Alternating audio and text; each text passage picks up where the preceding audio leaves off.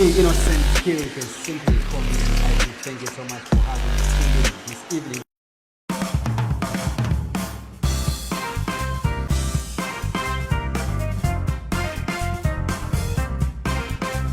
Innocent Spirit is simply coming. Thank you so much for having us this evening.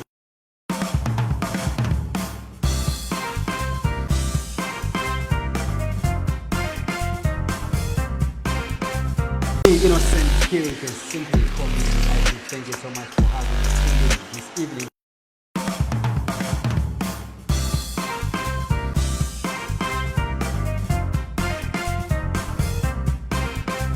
Innocent Spirit is simply coming. Thank you so much for having us this evening.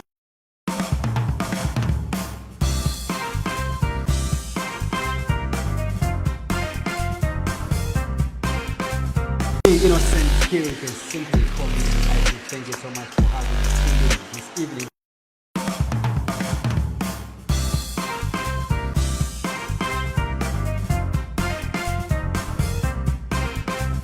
Innocent Spirit is simply coming.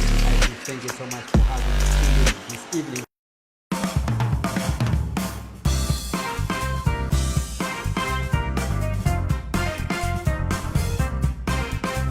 Innocent Spirit is simply coming.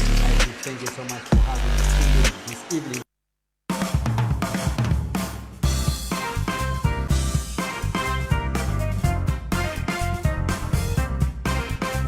Innocent Spirit is simply coming. Thank you so much for having us this evening.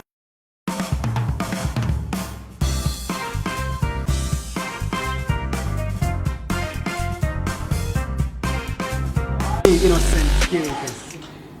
It's lovely. Good evening, Zambia. Good evening, Africa, and warm welcome to the bigger program right here on KBN TV from Zambia's capital city, Lusaka. With me, Innocent Spirit is simply call me IP. This is the big hour debate today, Tuesday. And of course, in the next 9 months from now, the country will be heading to the general elections to elect new office bearers at presidential level, members of parliament, ward councillor, as well as mayor of the city.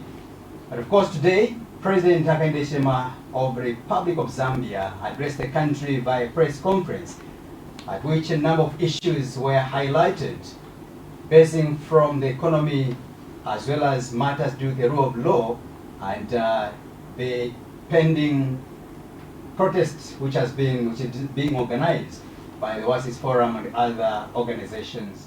And of course, we're in the studio here with various stakeholders, different personalities, to find out what really is your checkout pointers from the presidential speech or press conference. Ladies and gentlemen, and the viewers out there, allow me to introduce the people I have in the studio this evening, coming from different institutions.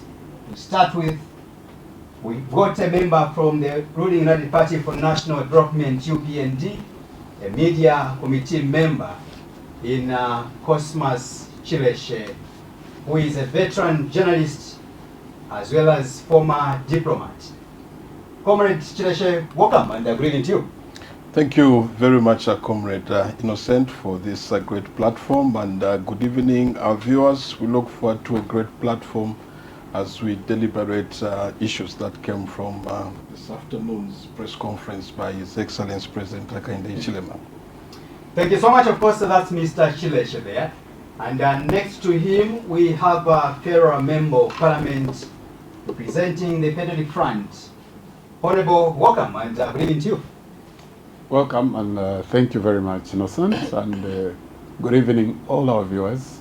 I'm always grateful to be here, and on behalf of the Patriotic Front, we would like to thank you for extending an invitation to us, to discuss these very important issues and to put everything in perspective. Thank you. That's Honorable Emmanuel Tembo, yeah, from FERA. We've got another veteran politician. Emmanuel has been around for over sometimes now. His face does not need much introductions, but of course, for formality's sake, I will introduce him rather. Honorable Muhavi Lungu, representing the Zambia We Want in his capacity as Secretary General. Honorable Lungu, welcome and good evening to the program. Good evening to you, IP, and good evening to all the viewers. Always a pleasure to be here. Thank you. Thank you. Of course, we've got another new face so far coming from the FDD. His name is Mr. Anton or Anthon Chibuye, depending on how your tongue can operate. The spokesperson of the FDD. Good evening to you, Mr. Chibuye, and welcome to the bigger debate. Thank you, comrade. Good evening, and good evening, our viewers. It's a pleasure being here amongst my colleagues. Of course, we're looking forward to a good debate. Thank you so much. Thank you. And of course, to all of you, the viewers out there, allow me to officially welcome you on board as we begin the Big Hour debate right here on the KBN TV. Remember, we are found on GSTV channel 279, GoTV channel 27, and the Topside Decoder channel 102. But of course, the program is live on our social media platforms. That's a KBN Facebook page, as well as YouTube. Let's find out what the head of state today we talked about in brief. We just run a few clips or a video just to have you join us on what he talked about today at the State House. Let's have a snapshot.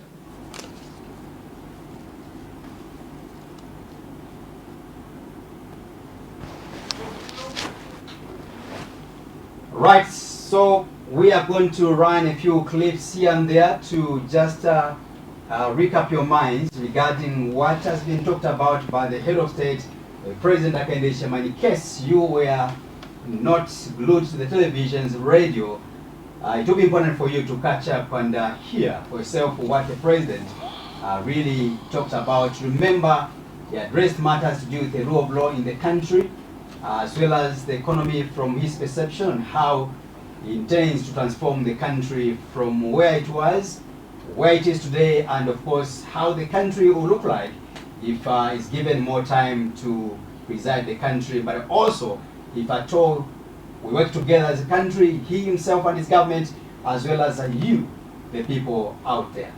Let's watch some of the videos. UPND. All right, so this man they don't right, like. that's for the wrong whatever video reason. today. All right, let's get into the gentlemen. I think as we're waiting for the main video itself. Right. Let me run through you the instructions of this debate as we begin. Remember, you've been invited to come for this conversation. It's a mere conversation, no fight about it. And at the same time, again, I always remind my guests that when we're in the studio and we appear on TV or on radio, we are not more intelligent or much more intelligent than the people watching the program. The people watching the program have got vast knowledge regarding all the topics we are talking about. So we must be able to handle these issues in a very cordial manner. No fights about it. But you can interject when you feel like interjecting your colleague. But also, take note that this conversation will be based on what has been talked about, the press conference of the President Hakainde Hichilema. We're not here to sell your political parties or your manifestos. We are here specifically to give reactions or analyze the presidential press conference held as of today. So each one of you will be given at least 2 minutes to speak. And within that 2 minutes, if I ask you a question and you want to interject, there's no harm, you can interject. But remember, if you are going to waste much of your time interjecting or counter-reacting to what your colleague was talking about, then that will not be my business, because I would have given you 2 minutes. So you can interject, react within that 2 minutes, also answer my question. I hope that is clear, comrades. That's fine. All right, thank you so much. Let's get into it first of all as we're waiting for the main video. I will ask Mr. Chibuye, how do you make of the presidential press conference today? What are the takeaway points? Just in brief, within 2 minutes. Thank you, comrade. I think as the FDD, we were disappointed with what the president had given us. From what he had presented, we had expected the president that on a magnitude of that hour, the president should have talked about what is currently pressing in the nation. It was disappointing to see the president meandering about without tackling great issues such as load shedding. The president failed to talk about farmers that haven't been paid. The president failed to talk about the political violence which is there, though he surfacedly attached it, but we wanted him to go head on, condemn it. The president failed to talk about the current issue that we are facing as a country in terms of the economy. The president, when we elected him, promised that he was going to grow the economy, but it was so disappointing that the president is still focusing on the mining sector. Where is diversification? These are some of the things as a party that we are very disappointed. And above all, it was so disappointing to see a president go into what I call enchanted water. How can a president, the old president, start crying foul? I'm hated. People hate me for who I am. That was very disappointing. We are also disappointed that the president was squarely blaming the PF instead of tackling what was there. The president also blaming the Catholic bishops. Are they the only people or members of the Oasis Forum? So these are some of the things that we saw that the president didn't tackle in a right manner. All right, I'll still come back to you. Let me hear from Honorable Muhawe Lungu. The Zambia we want. What is your immediate reaction from the presidential press conference today? Of course, my immediate reaction is great disappointment. The presidential speech today was in two parts. The first part is what I would call a campaign presidential part, in which he was basically just campaigning for himself. The second part of it was what I call a president dividing the nation part, in which there were a lot of untruthful statements by the president. There were a lot of implied threats by the president. There were a lot of unfactual statements regarding the constitutional process in this country for the last 30 years. And I think that there was also a lot of what I would call tribal incitement by a head of state. I believe that we all agree that there are certain things which the president should not state, because by their very nature, they are very sensitive, and that if the president states them, especially in the manner in which he stated them, that they may be able to create division in the country. And the president should not cross that line. I think that this particular press conference, not only did he cross the line, but he crossed it several times. Not only did he cross it several times, but he jumped the line. And I think that for us, as the Zambia we want, we are greatly concerned, and I'll be addressing myself to some of those matters. I may not speak in great detail in terms of the campaign part, because I think when the time comes to campaign, we will campaign. But there are issues which are very, very concerning and possibly dangerous for this country that the president should not have said. Right. Let's hear from Mr. Mamin Tembo, Fera, Member of Parliament from the Thank you very Front. much, Comrade IP. Indeed, if you are going to ask me to speak first on this panel, I would equally say the same thing. My two colleagues have said that as the Patriotic Front, we're extremely disappointed with what was said at the press conference by the head of state. Now, I want to emphasize, any government is elected by the people, for the people, in order to work for the people, for the welfare of the people. Now, we are merely servants.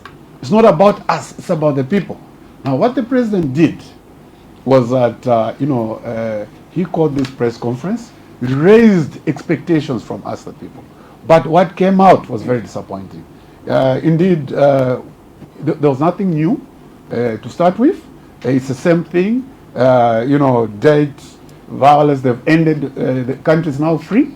Imagine, just 2 days ago, the Patriotic Front Secretariat was attacked by UPND cadres. Our acting party president was attacked by UPND cadres in Kabwe. And the president, honestly today, he will stand up and say that he's uniting this country. There's peace in this country. I want to emphasize that the president is a president for the whole country and for every Zambian. And by the way, in emphasizing the point raised by my colleagues, the president cannot say the words he said, which are divisive, which are also tribal. He's the #1 unifier. Okay? The president is not hated by Zambian people. He was voted by every Zambian by the way, if the other provinces did not vote, he was not going to win. He won because he got 49% of votes in Eastern Province, 30-40% in Northern Luapula and elsewhere. Adding together with what he got from the other parts, he emerged as winner. So I want to emphasize that those that are around the president, those that prepare, how come no one could see this? Why was that not controlled? Because the president is an institution, we expect him to seek advice from people in his office who are paid by taxpayers to ensure that the president is not embarrassed. The president doesn't say wrong things that are injurious to this country. And indeed, I want to just emphasize that he had an opportunity to convey a message of what he has achieved. But you see, instead, he continued promising, we are in the process of doing that, we are in the process of getting this kilowatts of power, and this, everything is in the process. It's 5 years almost. You just said it's nine months before the next election. You are still in the process of doing things. When are Zambians going to get what you promised? Okay, you said that within days and within a week, a number of things will be done. But alas, it's been 4 years and a half. Nothing has happened. You keep on talking. So, in summary, we are saying that the president should have not held that press briefing, because you see, it has caused more damage. Because the press briefing must have an objective, so that people are happy and there's some take-home. So when you ask me what are the take-home points, there's zero. There's nothing. What came out from there, really? I mean, talking about the debt, just recently we approved a borrowing plan. Yeah. The Upnd is borrowing like We'll get to that because your 2 minutes is up already. Absolutely, thank you. Let's hear from Mr. Chileshe, a member from the ruling party. Having listened to the three gentlemen here describing the presidential address in a various manner, what would you say? And from you, a member of the ruling party, what is your description of today's press conference by the head of state? Thank you very much, Comrade Innocent. I'd like to state that the president was very magnanimous in his presentation. First of all, he started by highlighting the key achievements that the UPND administration has recorded in the past 4 years. He gave us the background in which we inherited this economy. It was debt-stricken. The economy had collapsed. Against such a background, we have managed to restructure our debt. We have managed to have enough savings to implement the free education policy. We have managed to increase CDF, which is being distributed equally to all the 156 constituencies. The president also brought to light to understand that there are certain things that we faced while in administration, such as COVID. He brought us to the challenge of the pandemics. He brought us to the challenge of drought, which we have recorded in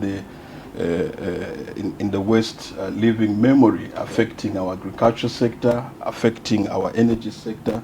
But above all, it's the resilience under his administration that we have built, that we are not the only country that had faced this drought in the region, but today we are boasting of a bumper harvest. My colleagues were talking about us not having diversified. I'd like to put it on record that we have brought investor confidence in this economy, because mines had collapsed. Today, it's a different story on the copper belt. There's a lot of investor confidence which has helped us to channel resources that we are able to save into various social sectors of the economy, to fund free education, to increase on CDF, and also to bring about a solution that we as a government has implemented in terms of the energy mix, because we have not invested in this sector since independence. We've been dependent on hydro electricity generation. Even our neighbors, Zimbabwe, that we share the Kariba Dam with, they are only depending on hydroelectricity generation 50%. Ours is 80%, meaning that we have not done much investment in the energy sector. But what is it that the UPND administration has done? we've embarked on a journey of 1,000 megawatts of solar, and already that has been reduced, looking at the number of solar plants which are being implemented throughout the country. So the President gave a highlight to where we are and to where we are taking the country to. But much more important, he talked about the elephant in the room, that is condemning violence. He reiterated to say that under his rule there shall be no return of cadreism. When the UPND was voted in 2021, they voted violence out of this country, and so far we have restored the rule of law in the country, and is calling on stakeholders, whoever has a challenge, whoever have issues to bring to the fore, is calling on stakeholders to a dialogue, a structured one for that matter, because protests are not what will bring a solution. We need to come to a dialogue table, and is calling on all people that are concerned with issues relating to governance, issues relating to the technical committee on the amendment of the constitution, to a dialogue table. Because if we take the route of the streets, crowds are easily infiltrated. It will be a chaos that will be recorded. But his concern is that there are a lot of gains that we have so far recorded as an administration, and he will not allow pockets of violence by people who would like to either hide behind the pulpit or behind political affiliation or tribe as a shield to any of these things. There's a dialogue table, there's an olive branch that the head of state has extended to political players. But we are worried, comrade, that we are an opposition that is dying, because we are lacking an opposition that should offer credible checks and balances to this government. I thought you've got your colleagues here from the opposition. We wish they could give us credible checks and balances than to politic even over real issues. The president had to take time to explain what this government is doing. So you're telling me that these are running dead organizations, in short? Would like them to be sincere enough with their debate. It's not just about making politics when there are real issues that we need to look at. I'll get back to you, Mr. Chilesha. Thank you so much. Gentlemen, let us carry the viewers on board together, and as we watch the video of President Hakainde, I know that some of the viewers may not have had the time to listen to the head of state. So let's watch the video in brief, and then later on we'll continue the conversation. Let me acknowledge senior officials in government, central government, local government. Let me address other colleagues that are present here today. I know members of parliament will be here, some, and also representatives of various institutions. I want to acknowledge the presence of the media. Thank you very much for being here. We appreciate the work that you do. Sometimes we appear like to take it for granted. We have now managed to legislate what we call local content to allow Zambian citizens to have more opportunities in the mining sector.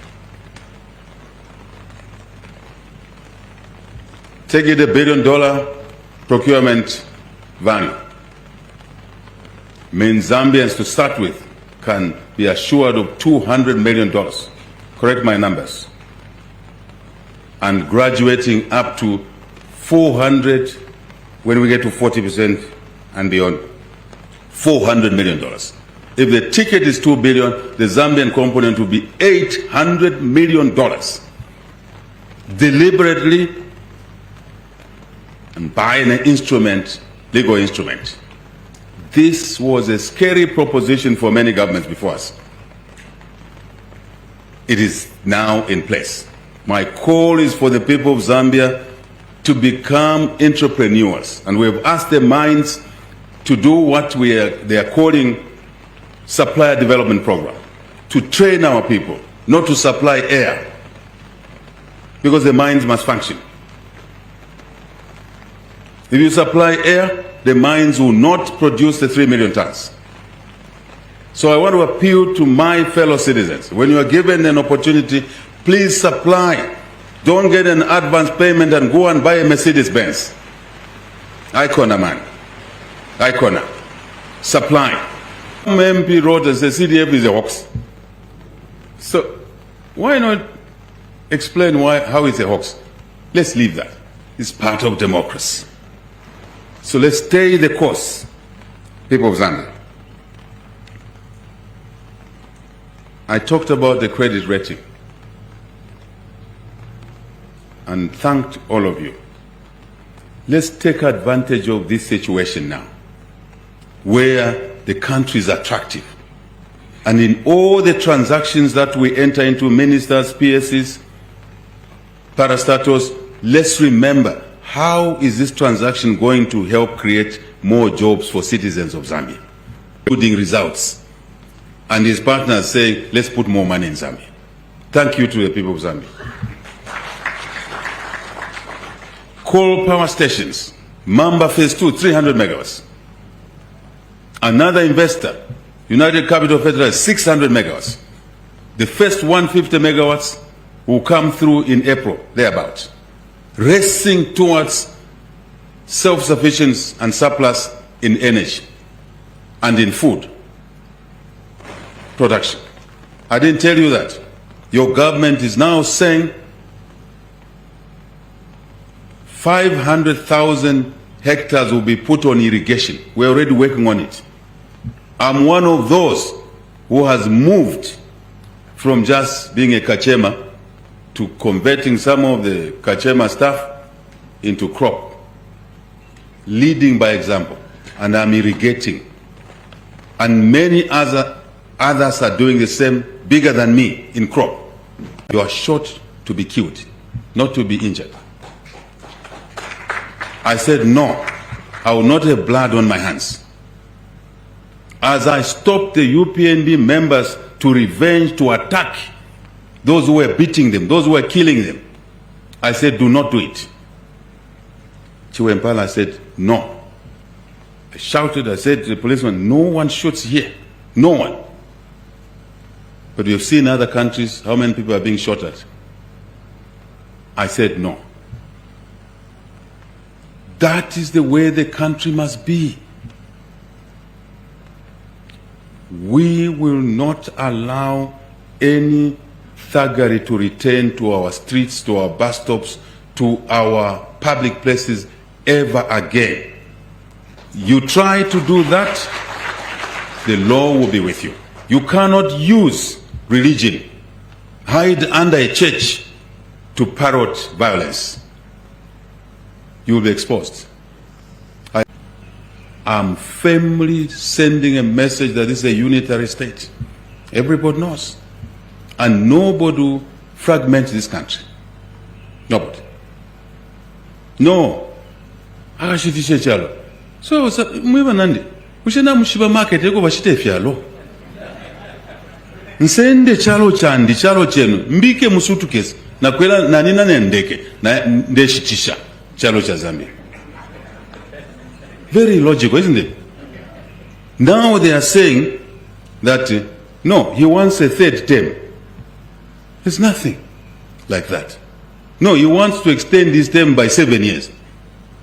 There's nothing like that. Nobody's talking about that. No, he wants to remove 50% plus 1. There's nothing like that. No, he wants to drop a running mate clause. There's nothing like that.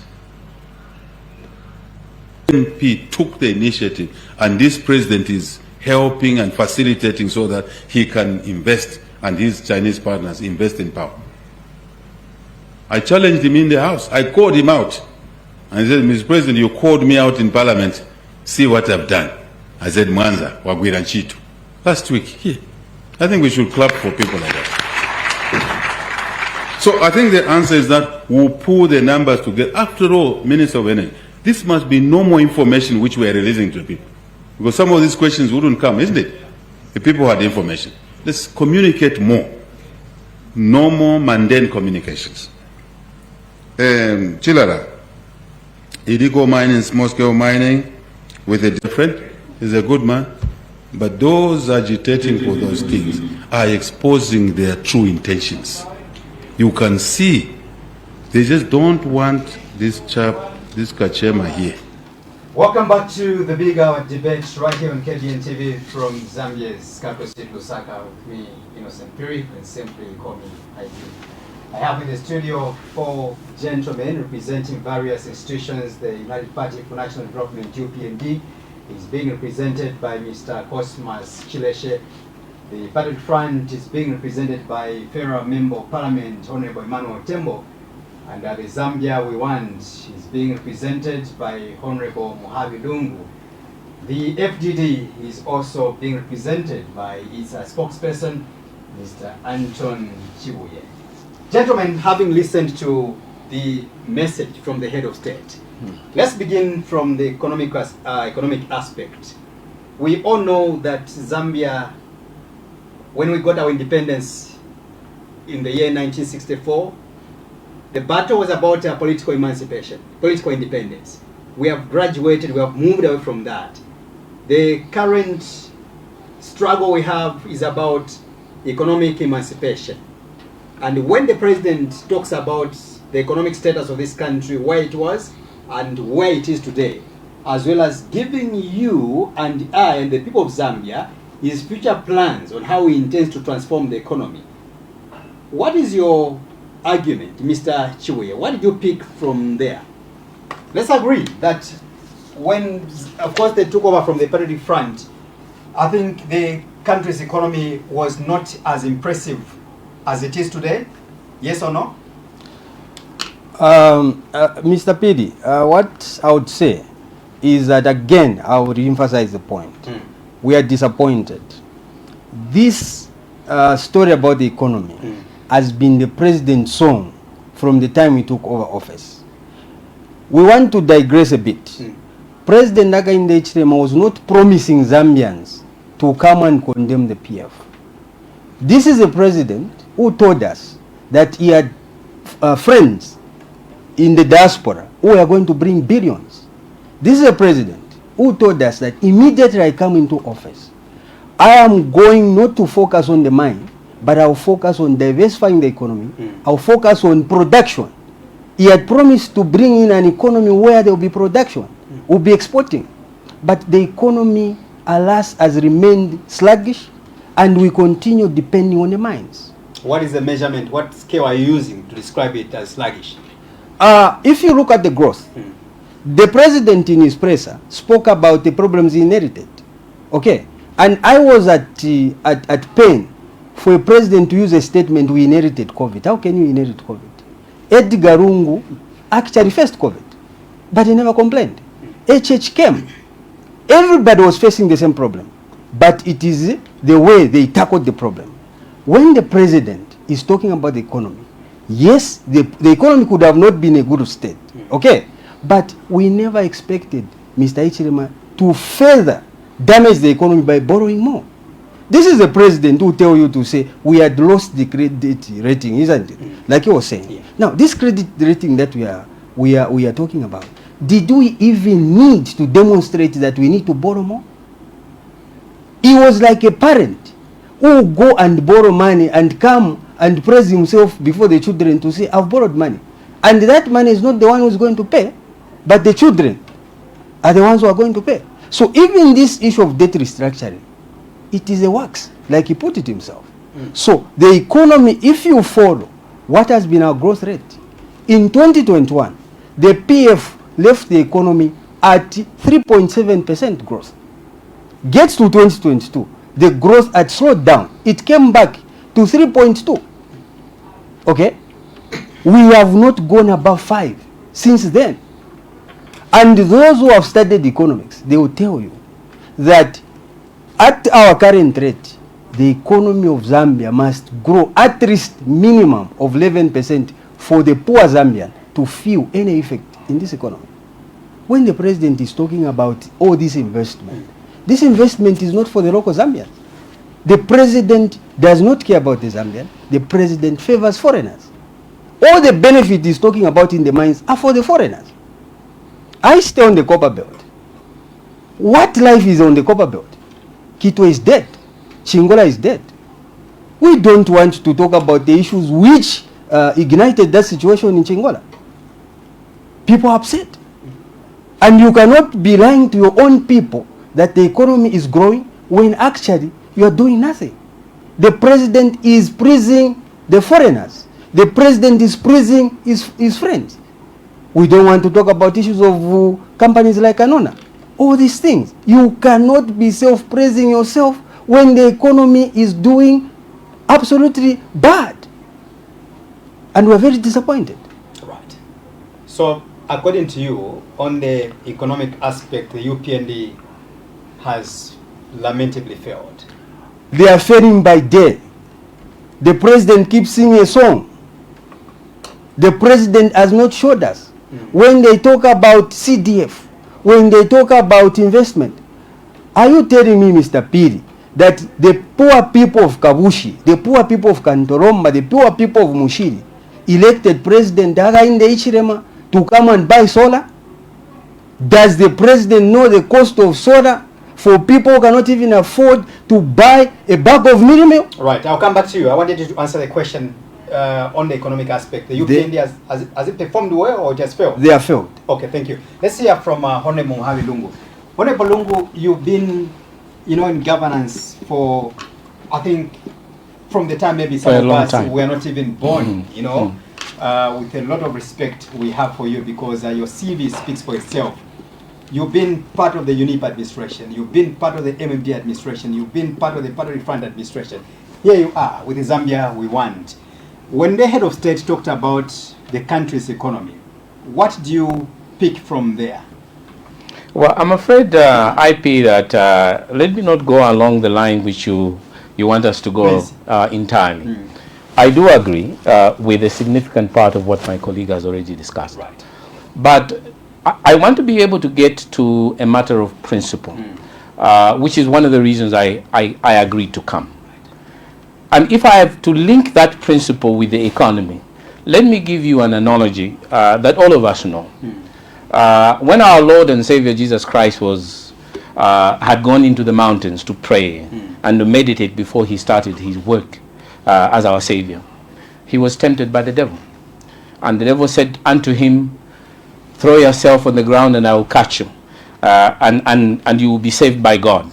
He said, if you bow and kneel down before me, I will give you all of this. He said, if you do what I want and worship me, I will give you bread. And Jesus' response in all of that was that man does not live by bread alone, but by every word and power of the Spirit. What the UPND government and particularly President HH wants us to believe, that everything to do with Zambia's life should only be connected to economics. And whatever it is that they are claiming they have succeeded to do, and that conviction and principles, human rights, civil liberties, the right to protest, the right to feel that you are part of an inclusive society, all of those things don't matter, as long as I can give you the impression that the economy is doing well. This press conference which was held was not about economics. He himself kept on referring to the issue of the elephant in the room. And the elephant in the room was about the Constitution and the planned demonstration and protest which many citizens supported by the church were saying they were going to demonstrate regarding Bill 7. And in that statement, he included economy. He told things which were not true about the Constitution. I would like to get to this if you will allow me. Yeah. All of the vituperation and anger that he exhibited, accusing other people of being tribalist, accusing other people that they don't like him or they don't like his ethnic group because he was born, all of it has to do because people have disagreed with him regarding the Constitution. He even was prepared to falsify history, to say that in 1991 Kaunda was not opposed, that in 1996 Kaunda was not, Chilua was not opposed, that in 2016 Lungu was not opposed. And all of these people, according to him, were not opposed because they were loved, or because people didn't hate them because of their ethnic group. Now that is wrong. In 1991, the Zambian constitution was changed by the demand of the people. hold on, Honorable Lungu, I think you've gone ahead of my script. I want us to deal with the economy, and then later on, there is a part where we shall talk about the constitution. Yeah, so let's deal with the economy for now. Yeah, well, okay, listen, I will abide by you. Yes. But the point I was making is that economics is not the basis, is not the only basis upon which we live. But if you force me to just tackle that issue and you will allow me to get to this unless issue. you agree with me that the UPND has performed better. No, I cannot agree. You don't have answers. I'm not going to force you to disagree with him. It's just a matter of applauding the UPND or admitting that the UPND has done better where the economy is concerned. Because for now we are dealing with the economy. IP.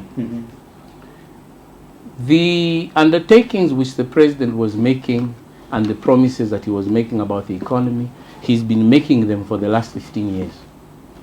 The undertakings that he was talking about, load shedding, about cost of living, about improving the mines, were undertakings which he was making 5 years prior to him being president. The promises about 2 kilowatts, megawatts per district, the exchange rate coming down to a feasible proposition, were promises which he was making 1 year before the elections. All of those undertakings which he made have not been fulfilled. He is now diverting us to areas where we never asked him to take us to. Right. Okay? So, as he was saying, the record of the UPND, in as far as fulfilling those undertakings which they are made, has been a lamentable failure. And we have stated this over and over again in all of the issues that we have discussed in the previous stipulation. What is of great concern is that economic fulfillments cannot be the only criteria by which you judge whether a country is moving forward or not. If you don't sort out your issues of governance, even the economic fulfillments which you may have given will not be enjoyed. All right. So that is come back to. Let's hear from Mr. Tembo, Honorable Tembo, Federal Member of Parliament, on the economic side, absolutely, under the UPND. And I will ask you a question because you're coming from the Patriotic Front, which handed over power or the instrument of governance to the UPND now. When the President talked about the credit rating, I can also add on to that, if you remember in 2020, Zambia defaulted in as far as paying debt is concerned under your administration. And the UPND comes in today, they have struggled, but above all, they have managed to take away the country's status from that debt failure. Yeah, thank you very much. Don't you feel ashamed that you are sitting close? I mean, you are under the UPND administration, which has managed to take away the country's status from debt default? Okay, quickly, first and foremost, just allow me, just because we need to clarify issues that have been said here. For instance, my colleague here, actually referred that the UPND has been operating under certain circumstances. For instance, COVID, which I think someone has elaborated that, no, that was during PF. So you cannot use that as a failing point. Then also they talked about drought and so on. But just also allow me to emphasize that the last 4.5 years of the UPND in government, there's one thing that has come out clear amongst them, which they know. Right. Even a child knows, that they are liars. I can't miss my word. Now, let me come to their promises. The UPND promised that Millimil, once they win, will be at 50 kwacha. Millimil is at 300 and so on, whatever. It's not at 50 kwacha. They promised that the exchange rate, US dollar to Zambian kwacha, will be actually, they were even putting figures there, that, it will be reduced to 10, 12, 10 kwacha per dollar. There was fertilizer, because they know that we are a farming country. And I'm surprised today that the president was saying that he has moved from being a kachema, he has started farming. But before 2021, he used to tell Zambians that he's a farmer. Have you seen? So let me come to load shedding. He said that immediately coming within weeks, load shedding would end. Today, we have power only for 2 hours. If you are lucky, and I want to emphasize, we have power only out of 24 hours. We only have power for 2 hours if you are lucky. For in some cases, people go days, and this has affected the economy. And further to that, the issue of fuel. I will not go, the list is endless, but these are the things I promised. On fuel, they said that it will come to 12 kwacha. Right now, we're talking about basically it's 30 kwacha across the board. Okay, and I don't want my colleague from the UPN to say, no, it has reduced to what? Look, now that the elections are nearing, they're trying to move here and there, exchange rate down, but it's failing also. Now, let me come to the issue of raise. Yeah. In 2020, this country, by that time, the economy was doing well. We had enough food stock. We had moved power generation from where I found it, which is 1,800 to 3,600 megawatts, the whole country. And we had enough.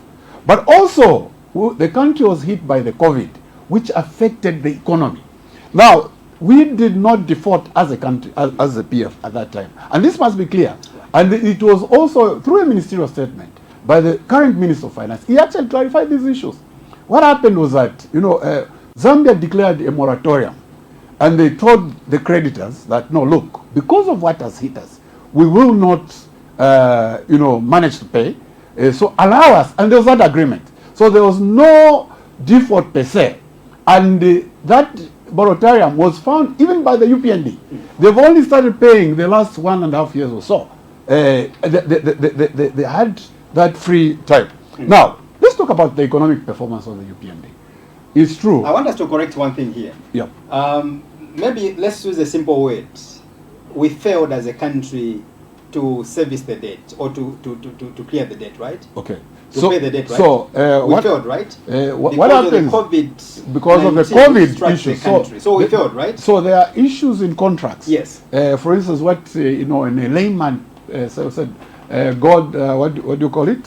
Natural causes such as unforeseen things. And that's the reason why. That's a reason that we failed to pay, and we declared, and that was agreed. Yeah. That's why there were no problems relating to payments. And now, earlier on, I talked about, I think when you stopped that, actually the current government is borrowing like no man's business. Just next year, they brought in a borrowing plan.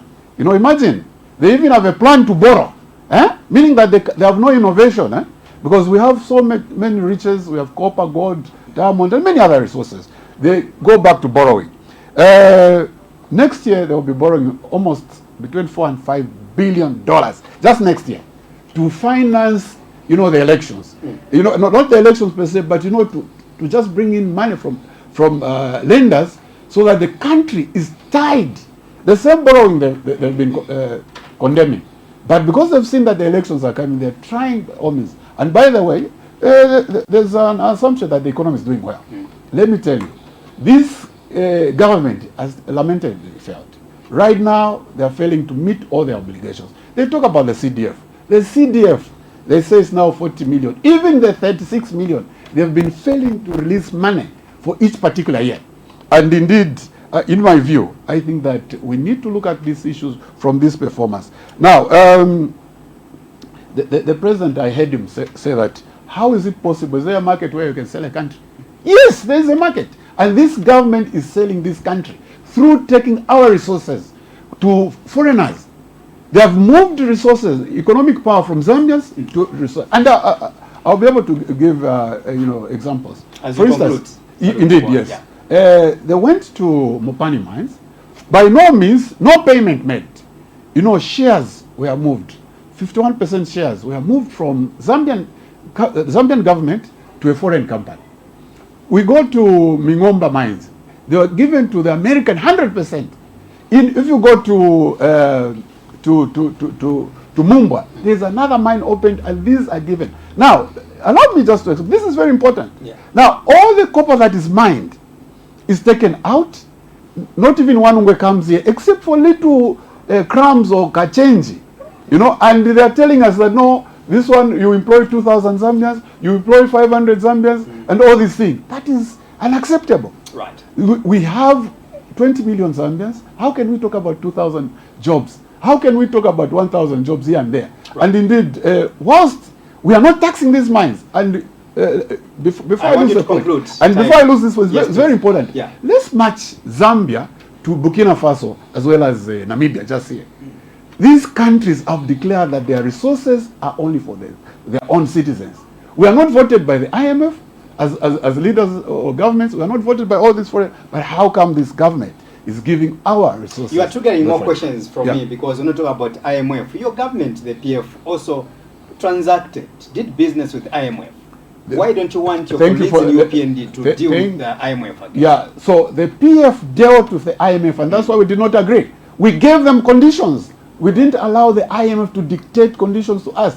We're on the discussion table as equals, not with this government. They've been given a list of what to do. You give foreign, you sell this, you sell everything. Of course, we know them. They are good when it comes to privatizing national assets, and this is what is happening, and that's why we are condemning them. For us, even when the IMF tried to squeeze us, we still stood our ground. All right, I'll come back to you, Mr. Tembo. Let's hear from Mr. Cosmas Chileshe.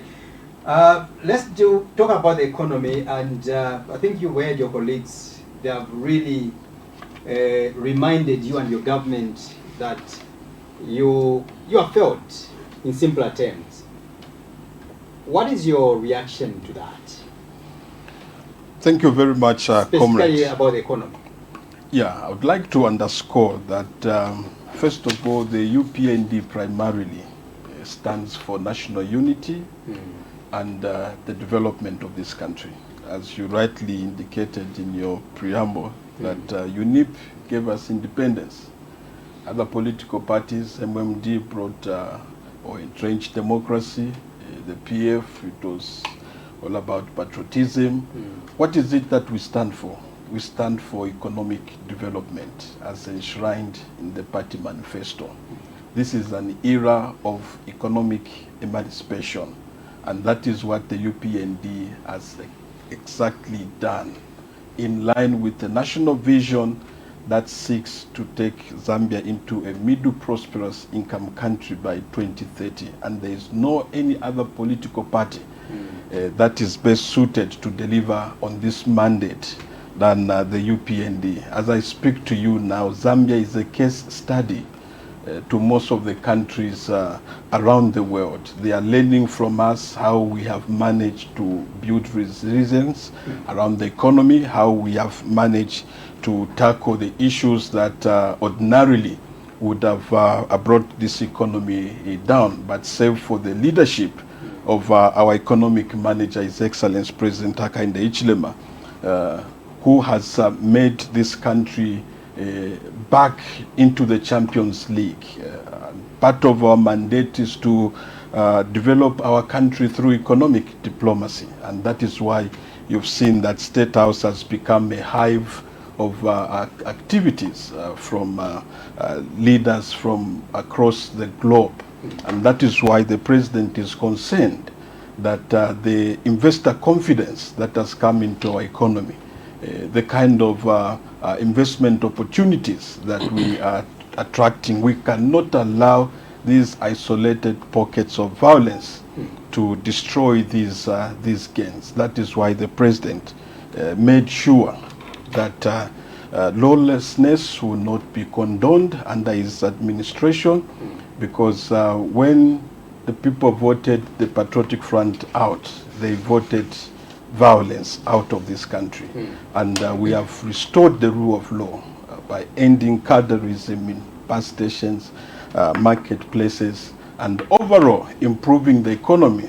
My colleague was talking about production. Now we are boasting to be a net exporter of farming inputs such as fertilizer. Look at the multi-facility plants which have been set up in most of our economic zones. So this is the Zambia that we want under the leadership of President Hakainde Hichilema. And the President spoke to the empowerment that this government is giving to our locals through the enactment of the local content statutory instrument to ensure that Zambians have an equal share in our mining economy. But it's not just about mining. My colleague was talking about diversification. We have implemented a robust agricultural system in this country. That's why the President talked about saving 500,000 of irrigated hectares of land to ensure that we have food security. So the future of the Zambian economy under this leadership is bright. Zambia now is like a construction site. because of various developmental projects which are taking place in every constituency. The increased 40 million kwacha is going equitably to all the constituencies, including those that did not even vote for him. But because the UPND stands for National Unity. Just hold on, Mr. Chileshe. There is an interjection. I have an interjection. I have a minute to finish. I will I compensate would like your to time. hear the Don't worry. interjection. I have an interjection. I think, Comrade Ambassador, you are not giving us. You know, your president, our president, always tell us that numbers don't lie. I think you are giving us a theoretical aspect of the economy. When you talk about 40 million CDF, are you aware that just this month of November, the Minister of Local Government is on record of having said all the 156 constituencies have received, as of November, only 5.6 million. And your Minister of Finance is telling us that Honorable Emmanuel Tembo in Feira has received 36.7 million. Where is the 36.7 million? Do you see the difference? right. And you want to tell us that the economy is doing well? Thank you so much. Let him And answer. maybe just, would you just, we've given you statistics. You are I doing will that their compensate numbers. your time, don't worry. Minimum is not at 50 kwacha. The exchange rate is not at 10 kwacha. Can you explain these issues? That's what Zambians are asking, instead of giving general statements. I think briefly that is what we want him to say. Yes, thank you very much. You see, the president was saying that when he was addressing Parliament, he asked members of Parliament, is there any member of Parliament here who can stand to say that they have not seen CDF working in their constituency? Even my colleague here, I'm sure if he was sincere enough, he would talk about a lot of classroom blocks that have been built in his constituency through CDF. There's just one by one classroom. What are you doing as a member of Compared to Parliament what is with all the money that central government has taken to your constituency? There's no money brought to my constituents to Are talk you about. sure? No, that's nonsense. That's sorry, that's peanuts. A toilet, one pit latrine, yes. If you talk about pit latrines, one by one classroom and the boho, we are talking about grand projects. We asked the Vice President that question. Comrades, the problem we have is that we have people that are so jealousy of this administration. First of all, they never believed that we'll turn this economy around in the manner that we have done it. I thought he's responding start to with? you. You asked him a question. Yes. And he's also responding to you. So how does the jealous come in? Because you see, we have performed so much better than they did. Right. And that is a story they are failing So to in short, live with. what he's saying, he's lying. That's what the viewers would want to hear. He's lying, right? The viewers totally can see that they are not being honest enough Right. with the efforts that this government has done to develop their constituencies. Because money has moved from central government and all the 156 constituencies are receiving equal share. Right. And I did say that including those that hold didn't on. even vote for this Hold on, Mr. administration. Chileshe, there is another Comrade, maybe- probably another interjection. Honorable Mwabirungu. let me ask you, Honorable Mwabirungu, because he hasn't attended to my interjection. What I've said Didn't is, respond to you. no, he hasn't responded. Neither has he I've responded to mine. responded to say that we are Comrade boasting Ambassador. over exporting Comrade Ambassador. fertilizer Okay, to so 8 Comrade countries Ambassador. in the Guide. region. Permit me to guide. Yes, please. Mr. Chileshe, hold on. I will compensate your time. Thank you. Honorable Lungu, you can interject. Yeah, I wanted to say that human beings don't live on statistics. We don't eat statistics.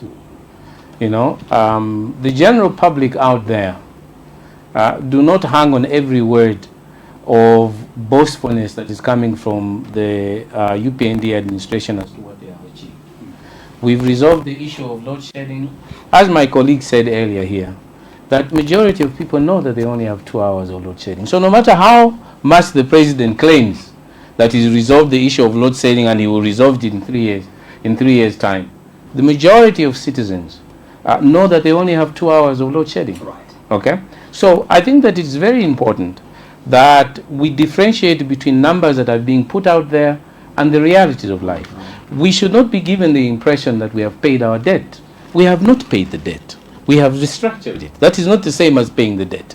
So all of these milestones that the president is making regarding economic parameters are not reflective by the ordinary Zambians. And when the ordinary Zambians are hearing what he is saying and what the president is saying, they are asking the question, does the president and me as an ordinary person live in the same country? Does my brother there and me, do we live in the same country? There is a clear mismatch. Right. Comrade, my colleague... I want Mr. Chiwe, because he's lamenting here that his question has I'd been answered. I'd like to deliver my I point. To conclude, yes. so that we move on to another segment. Thank you. Yes. No, maybe let him deliver so that it doesn't feel compressed. You can deliver, Comrade Ambassador. I'll start with Honorable Mojave Lungu. He should know that had it not been for a successful debt restructuring, the entire budget would have gone to debt servicing. But because of a success story in having restructured our debt, we are able to have headroom in terms of savings, which we have channeled to implement the free education policy. We have savings, which we have taken to improve the social cash transfer, cash for work as part of mitigating measures to impact on the cost of living that majority Zambians have faced. The president is aware on the issue that load shedding has caused in terms of affecting the small businesses in the country, those running salons and barbershops. But what is it that government has done? It has identified vulnerable communities which are receiving longer supply of electricity. There's been establishment of generators in markets so that there's steady supply. But a long-term measure are these establishment of solar plants, thermal plants, which we have never done since independence. So this administration, while it recognizes the fact of load shedding and the inconvenience that it has caused, Zambians would believe that night and day government is working to ensure that we find a solution. And the solution is diversification.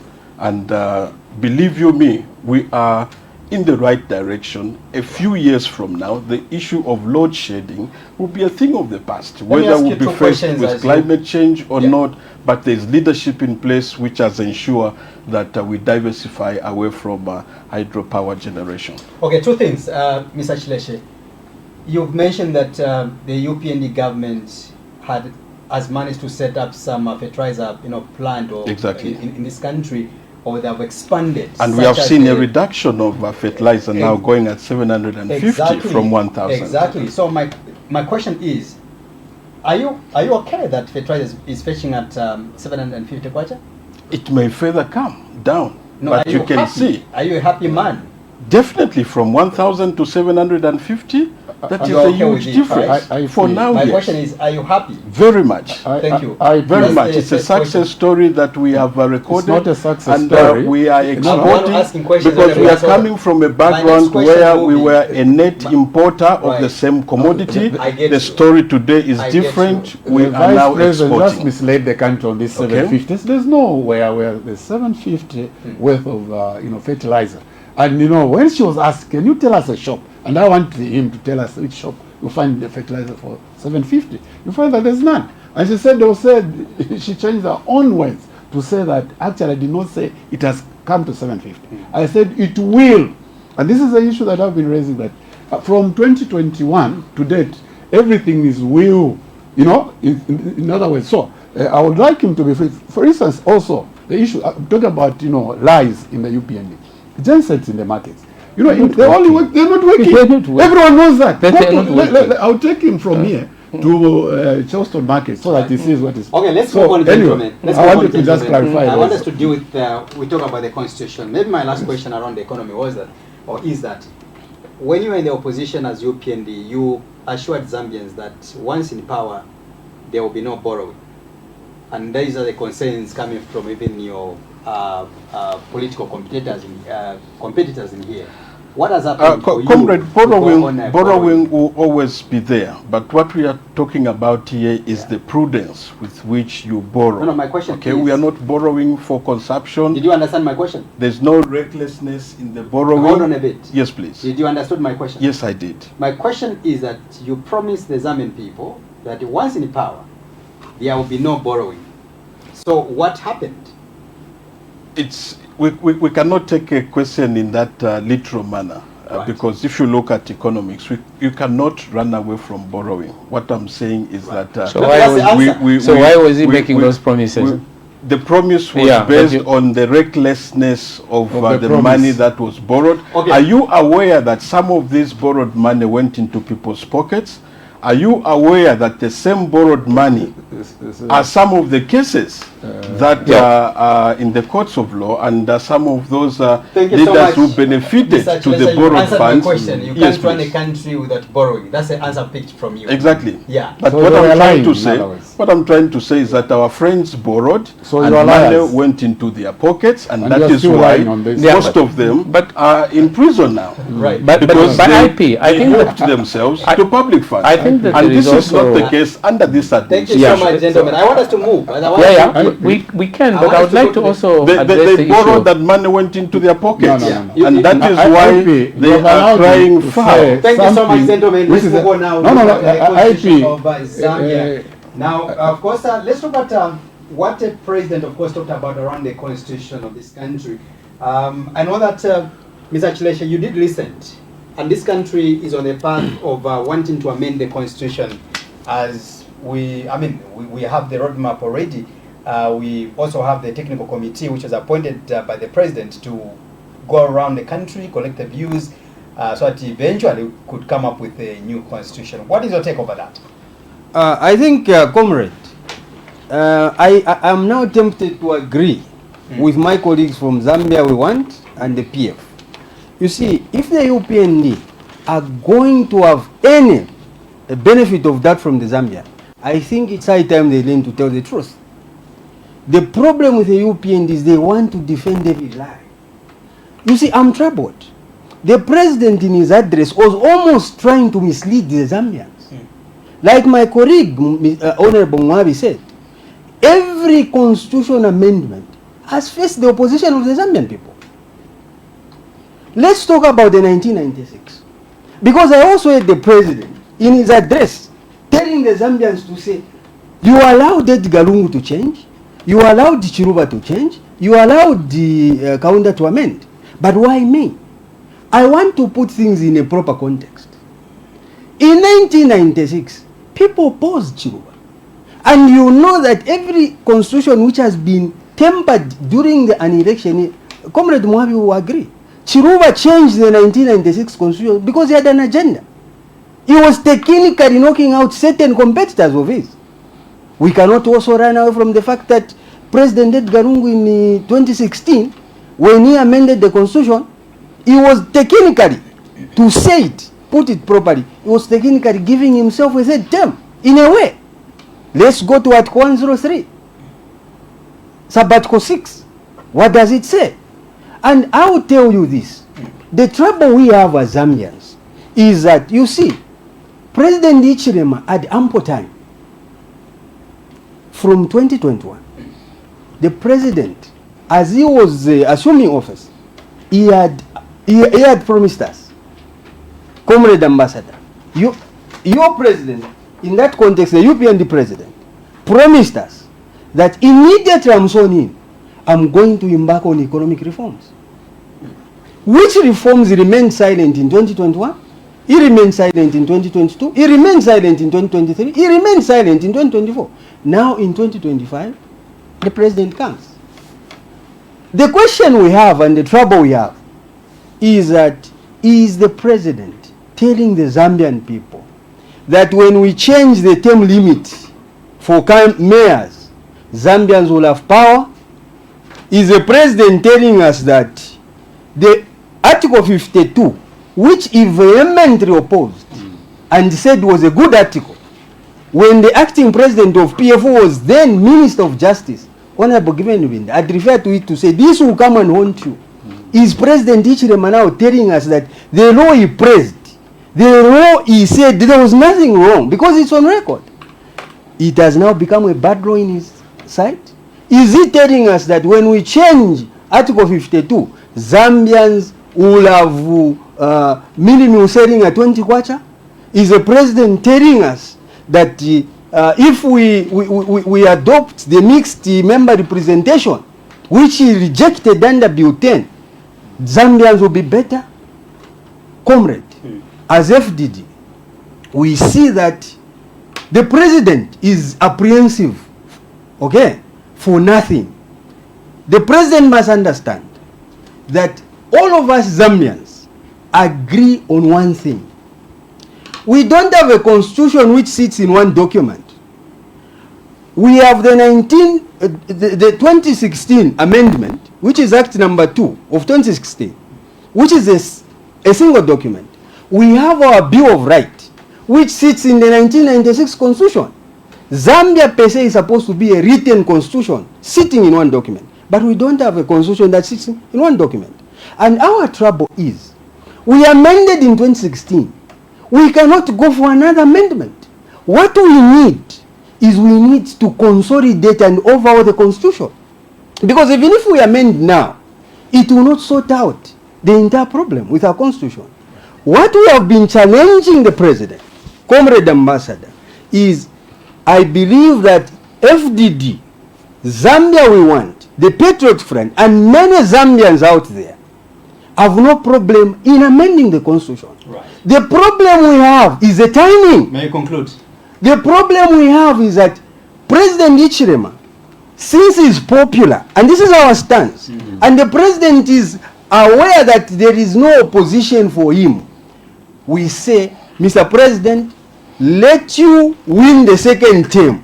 And when President Hakainde Hichilema wins the second term, FDD will be the first party to tell Zambia we want the Patriot Front to say, let us allow Hichilema to amend the constitution. Right. But for now, we are suspicious because President Hakainde Hichilema cannot be trusted on anything. Point of interjection. All right. Please, you can go ahead. Although he has concluded already. Comrade, I would like to state here that even before the UPND came into office, our president made a firm commitment that when the UPND forms government, they will embark on constitutional reforms. Yes. First of all, the UPND was greatly affected by the lacunas which are in this constitution. The issue to do with the petition. Is the petition supposed to just be heard or be determined? Even when my president won the election, the right to be heard was not granted because the 14 days period had elapsed. So the commitment by the UPND to embark on constitutional reforms was made way before we even came into office. But when we came into office, constitutional reform was not our priority. Right.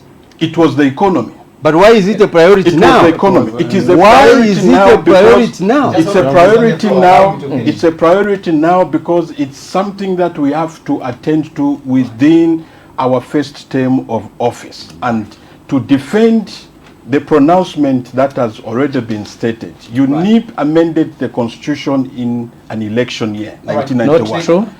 MMD, do you know that what you are saying is not true? Did the amendment in 1996, which was an election year.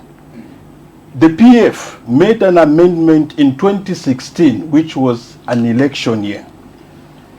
Our colleagues would not want us. Our colleagues would not want us to do this amendment because, according to them, it should be done after the elections, so that another person should get. No, but I just told you that. No, let me clarify. Okay. It's on the floor.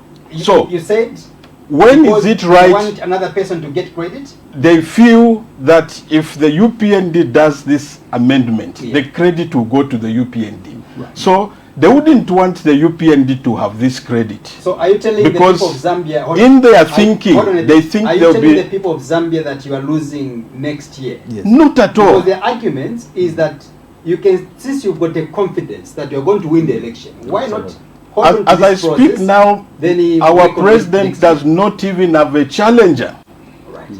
as we are going into the election. Since when, a few months before the general elections, we don't even know who is going to challenge President Hakainde Hichilema. It's because he has raised the bar for presidency so high. Right. That is why I said we are worried, even as UPND, that we don't have an opposition in this country. Thank you so much. Let me come to Mr. Mojave Lungu. Let me please, just make just some hold on. Yes, go ahead, Mr. clarification. Lungu. Yes, please. When the constitution was changed in 1990, when the Vunga Commission was instituted in 1990, this country had elections 2 years earlier, in 1988. The elections in that year were supposed to be in 1993. Yes. I'm Not in aware about that. 1990. So it is factually incorrect to suggest, please let me finish first. Yes, It's please. factually incorrect to suggest that the constitution in 1990 was amended in an election year. That is not true. The following year, when the Mvunga Commission report was taken to Parliament and it was subsequently withdrawn from the elections, at that point, elections had just been declared, okay, by Dr. Kaunda. So, and when opposition rose by the students, by ZCTU, by the church mother bodies who have risen on this in this particular point, President Kaunda did not accuse the church, nor the students, nor ZCTU that they hated him because he was a Bemba or he was a Malawian. That is one point. Okay. Second point, in 1996, it is a shame that the president can use 1996 as a basis upon which he should justify what he's doing now.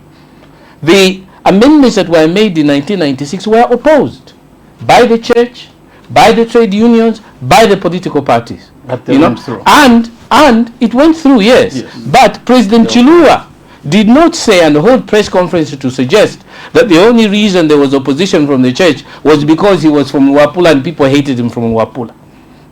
In 2001, the same thing, when he tried to change the constitution, okay, in order for him to be given a third term, the Oasis Forum, which opposed him, was led by the church. The chairman of the Oasis Forum was Bishop Mususu from Northwestern Province. Chilua did not claim that I am being opposed and hated because I'm from Chilua, because I'm from Luapula. In 2016, the process of amending the constitution in 2016 did not begin with President Lungu. It started with President Sata 2 years earlier. It was just being concluded in an election year. And that particular constitution was not opposed by the UPND. In fact, the UPND had stated that not a single comma should be removed from the 2016 constitution because they supported all the clauses that were there. So there was no opposition in the sense that he has been accusing that because they hate him. Let me conclude with 2021. With 2021, okay?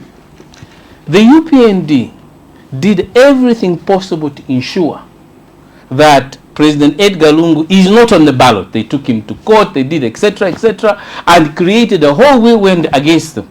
And some of the church mother bodies also were involved. President Lungu did not hold a press conference and started sowing the seeds of division and hatred in the country as a president by claiming that the only reason why the UPND didn't want him on the ballot was because he was from Eastern Province.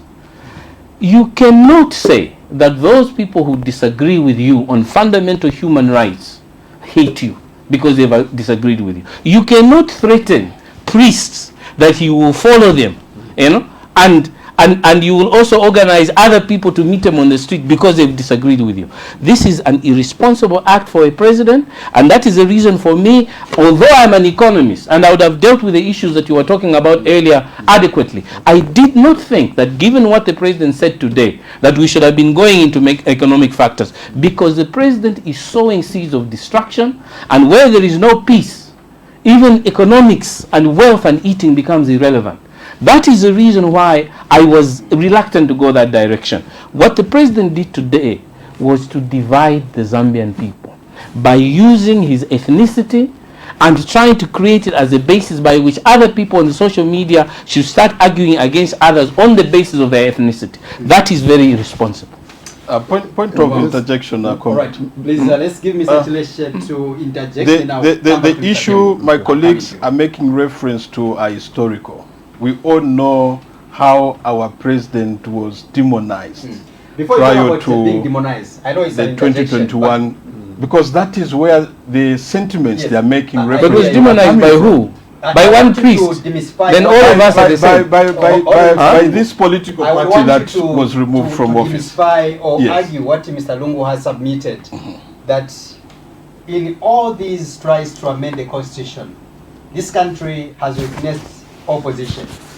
We have seen people going on the street to protest against the constitution making process in this country. Is this true or not? Protests are Have people welcome. been protesting? The in president made No, that not point what the very president clear. said. But you How didn't that even say what you say. Protests, Yes. protests are welcome, but are they a solution? No, my question The is, solution hold on. is for You're a not answering my question. well-structured My dialogue. question is And it's not for Yes. you, Hold on a sir, bit, to say that they are welcome. Whenever You cannot, but he cannot Yeah, dictate we to are others democrats. that people You have should a not right to demonstrate or not. But- You cannot but is want that- demonstration. I'm the one asking a question, Mr. Okay. Lungu. Hold All on. right. My question is, do you agree to what Mr. Lungu has submitted? He has given us that historical background that when you go by the constitutional making process in this country, we have had people protesting or opposing to these efforts. Do you agree that yes, indeed, people even in the past, they have protested against the constitutional making process in this country? You are a veteran journalist. That's right. You've covered these stories. How Yes. true is this information? Yeah, protests have always been there. Right. Thank you. So the president lied. Protests So have meaning always the president been lied when he there. said people are not protesting in the past. No, the issue the president was making reference to is to bring to an understanding Right. that all the amendments that we have undergone through were done in an election year. Okay, but I've just Okay, Go ahead. so my colleagues are in agreement that yes, this constitution needs amendment because it's not a perfect document.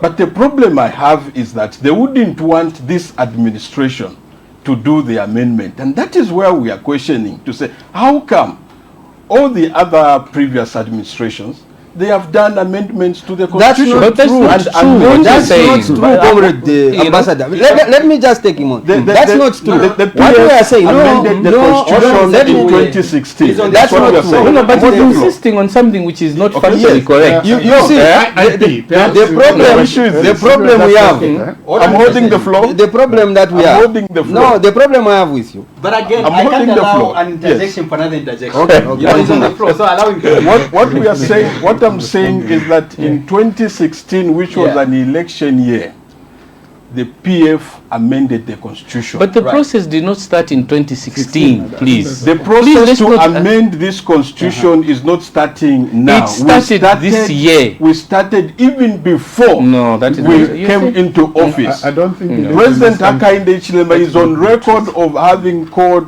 for a complete constitutional That's not reform. true. Right. And part of I think we should that defer. reform is what we are doing now.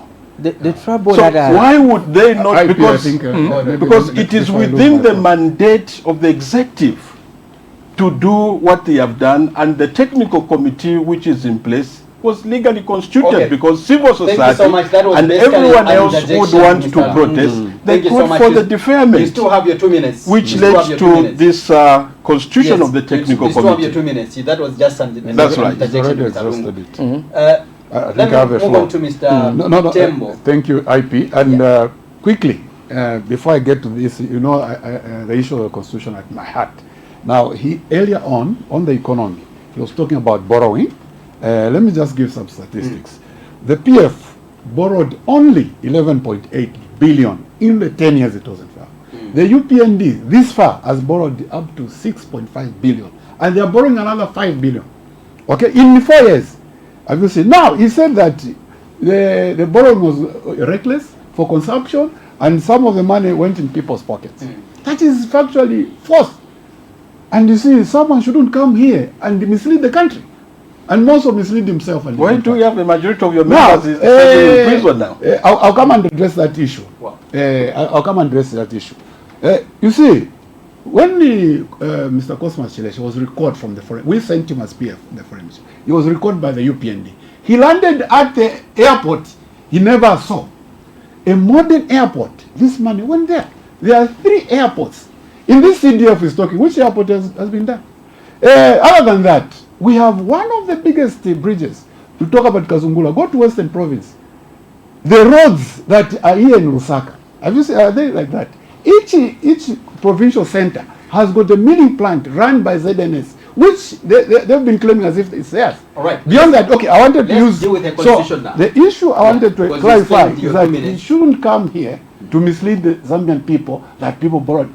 The people that are in prison, let me talk. I don't want to talk about how the courts are being controlled by hidden forces.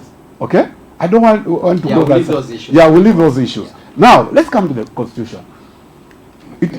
My colleagues have clarified that constitutional amendments have always started before time. By the time they are ending, they would have ended in some cases in an election year, and that is normal. But for the UPND, by the way, it's this year. Just months before the election, they brought Bill 7. Now, to tell you the truth, there's nothing in Bill 7 that adds value to the Zambian economy or to the Zambian people. It can't end load shedding other than giving Mr. Hichilema and any other person a lot of power, controlling parliament, controlling state institutions. And this is what is happening in this. You are a member of parliament, Honorable indeed. Tombo. You are a member of parliament. Why don't you want this constitution to be amended? Exactly. Maybe I can quote the words from the Absolutely. president. Absolutely. Don't you want your constituents to be delimited? I'll come to that. Right. Okay, so the reason we are rejecting this, first and foremost, a constitution is different from other laws, is different from many other things. A constitution is a people-driven document. Right. So the starting point is very consultative and a lot of consensus. You cannot bulldoze your way and say that no, because others amended and also I should amend. Now that because I come from this area and I'm rejected because I come from this area, I must be given that. That is not how it works. Now, let me tell you how Bill 10, which was rejected, started. There was an act of parliament which outlined the roadmap and which brought many other stakeholders. And this was a National Dialogue Act. This has not happened under Bill 7.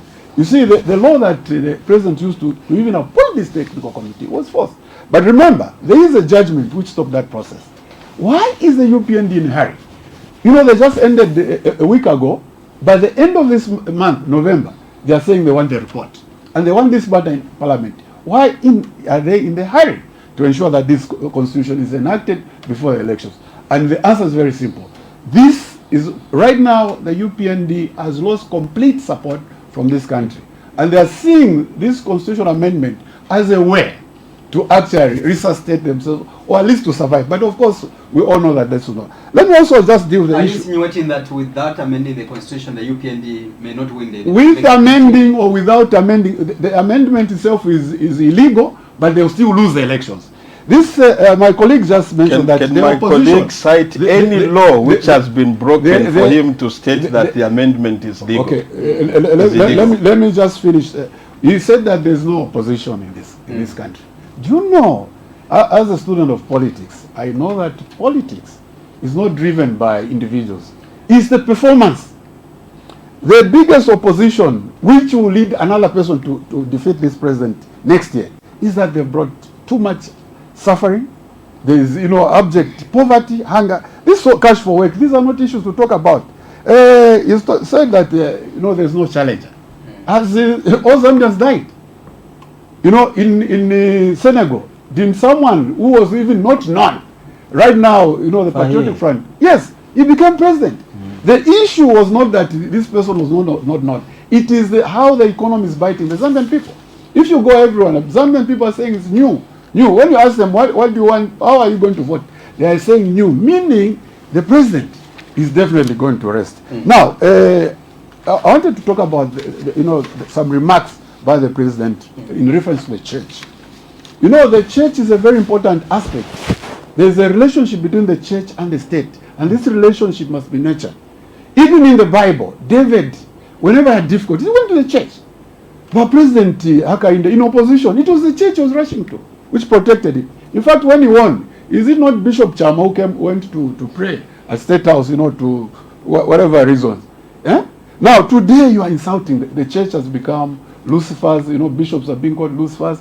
The church, imagine, even as little as some youth chairman saying that if you don't come for dialogue, we are going to join you on the streets. And the president also made reference to it that, no, if you meet stronger people on the street, make sure you run away.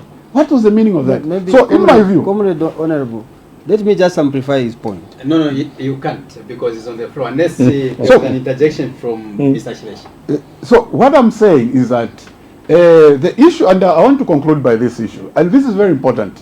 He's saying that his president, and the Republican president, because this is talking about the party level at Republican, is talking about capitalism come to an end. I want to also agree with Honorable Mohamed. Honestly, which country do you live in? The president and himself. I don't think they live in Zambia. Honestly, I don't think they live in this country. Look, the UPND cadres have been harassing Zambians since 2021. As we speak right now, in fact, for the first time in the history of this country, even the civil servant is full of cadres. The Electoral Commission of Zambia is full of UPND cadres. In other areas which I will not talk about, it's full of cadres. People being appointed as you may have to clarify that statement, and because so we are on a national television. Exactly. Yeah. So I'll tell you. So you have to clarify. Mrs. Zalomis, Substantiate that. Mrs. Zalomis and my good friend McDonald Spence, these are UPND members, and they've never resigned. The Attorney General, there is no Attorney General from other governments previous who has come from a political party. He was a member of Central Committee. By the way, I opposed the ratification of that, of the Attorney General. And now we are seeing the Attorney General entering into constant judgment with UPND cadres to the tune of so many millions. And the country has lost a lot of millions. Yeah. Now, hold on a bit. Remember, you are a lawyer. Absolutely. You are also a member of parliament. Yes. So when you speak, you've got a huge command to the people of Zambia out there. So when you accuse Mr. Chipenzi, you talk about Madam Zalomes, what do you mean? And those ways, I want you to confirm that you own those ways. Those are your own ways. These are my own ways. words. No, these are my own words. We live with these people. And you see, when I say the UPND card, is a member of the UPND. You see, and we can't say that in their judgment, these people will actually be, objective. This is the problem that we have. The Attorney General was a member of the Central Committee. If you look at the Judicial Complaints Commission, we have Chad Muleza was... So they were UPND members? No, they only left their active membership, political positions at the time of appointment. So but if they left, meaning they are not UPND members? They did not resign from the party. That is what I'm saying. So, anyway, a point of interjection. I you to just the moderator run through those comments. Yeah. If you are not, you want them to come and give you a letter that we have resigned from the UPND. This is public office. If you say they have not resigned, how do you know? Maybe they have resigned. In fact, my point is this: they were picked from the party. They shouldn't have done that. Right. There are many Zambians. See, this is public service. Right. You must. You can. There are many other lawyers. Right. For instance, I'll give you an example. Musa Mwenye was one of our, was Attorney General. He was never a member of PF. I will tell you even up to now. So what we looked at is merit and not people that, aligned to our political party. Right. Yeah, so for me, now, the issue that I was emphasizing... I know Mr. Chileshe wants to come. Exactly. The issue I wanted to emphasize is that, you see, we cannot allow this Kadarism. There is a member of parliament from Southern Province, Mr. Kasau. He declared openly, if it's true that the president has, ended Kadarism and he doesn't condone, why hasn't he even issued a statement? Today was an opportunity. On the Copper Belt, Elisha Matambo, this is on social media, issued a statement about PF or what. He said in Bemba, clearly inciting the UPND against other Zambians. The president also issued similar sentiments on the Copper Belt. So, that's why I'm saying that, do these people live in Zambia? Because these statements are being made in Zambia. Thank you so much. And following those statements, we even saw people rising. going to attack the PF secretary. We shall end with a and rule of law. also, We shall end with a rule of law. exactly, and also attacking one of our leaders. Thank you so much. Let's have from thank you very much, comrade. What we are hearing now is hypocrisy of the highest order. Because my learned colleague here is aware that the constitution of the Patriotic Front indicates that appointments to civil service shall be members of the Patriotic Front. That's what his constitution says. I want to interject. Okay. How can he come and say that they are cadres that have been appointed to public service when his constitution advocates for members of the Patriotic Front into the civil service? Suggests that the appointment of cadres. Yes. That's what the Patriotic Front says. That's what you the said, Constitution right? says. Yes. That's what you said, yes. right? Okay, so you want to interject? I want to interject. You see, I've raised a serious issue. You are appointing cadres in the civil service, and you're always also allowing cadres in the market and everywhere else. Can you respond to those issues? We want to hear why you've been putting cadres against other Zambians who are qualified. But since you've raised the issue, I've said that's what is I'll allow you. Yes, I won't be long. Yeah. You're referring to the issue of the PF constitution. Yes, there's that provision. But did you see how provision? I'm saying, as a PF, you see, we are a mass movement for every Zambian.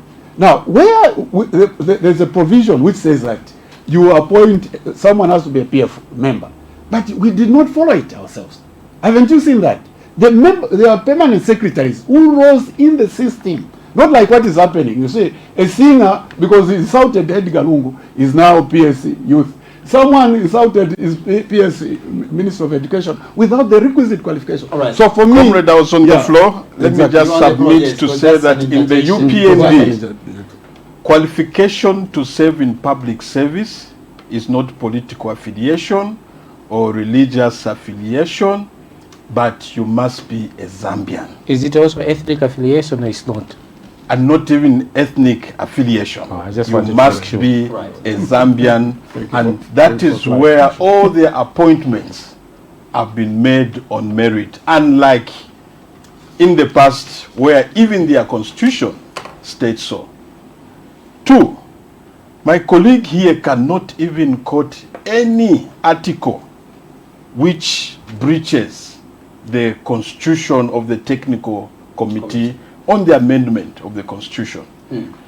The 2016 amended constitution, which the PF gave us in 2016, which was an election year, one of the issues it states there about delimitation as one of the things contained in the thematic areas of the current amendment is the issue of delimitation, which empowers ECZ to review constituency boundaries every after 10 years.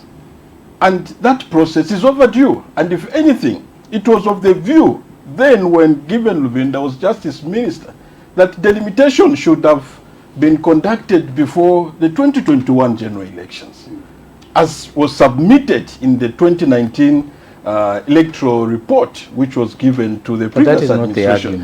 How then do they change goalposts because we are in the seat to do what the constitution says? Right. Hold on. They want to call it just hold on a bit. Illegal. Hold on again. There is a point of interjection here from Mr. Shiresh. Comrade Ambassador, I want you to tell me, do you know the names of the people that are sitting on the Electoral Technical Committee? They are Zambians. Do you know the names? Yes. Can you give me 5 names? They are all Zambian. Of course, everybody is Zambian. Yes. But what we are talking about is integrity here.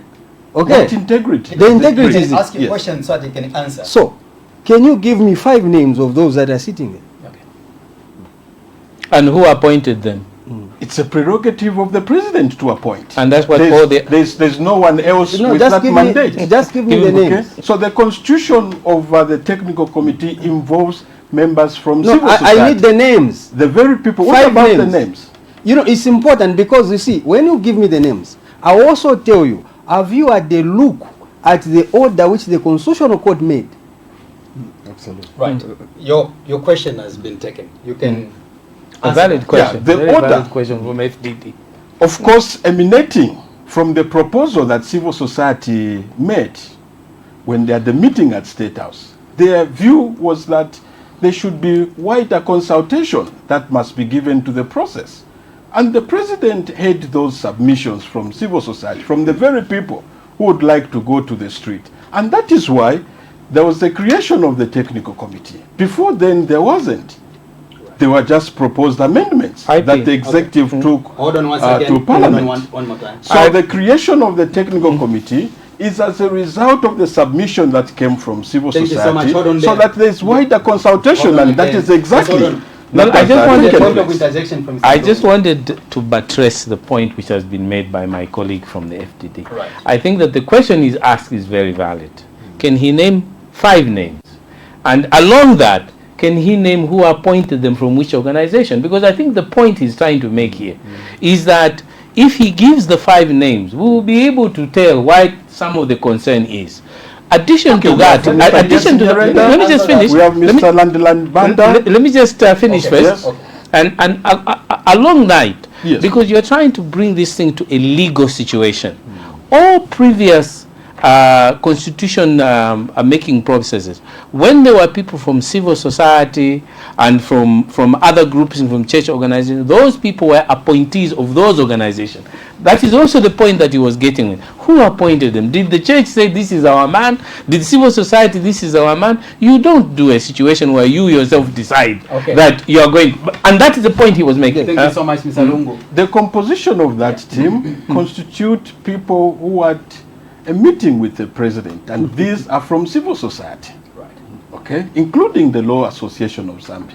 And that is part of the composition that we see. And it cannot be any opposition leader to appoint the technical committee. It's not within the Can I mandate. just interject him again? Within the mandate. Just a question because of what he said. To waste much of his time. No, because and in look, he's constituting mentioning this the team, Law Association and of Zambia. Vote on the- and embarking on this process, there is no law that has been broken. My colleague was saying that it is illegal. Can you cite one Okay, so now clause in the constitution? Yes, I You found challenge it. him. Yeah, so you've challenged me. Now, look, the power that the president uses, executive functions of the president, Article 92, 1F, appoint persons as are required to perform special duties for the executive.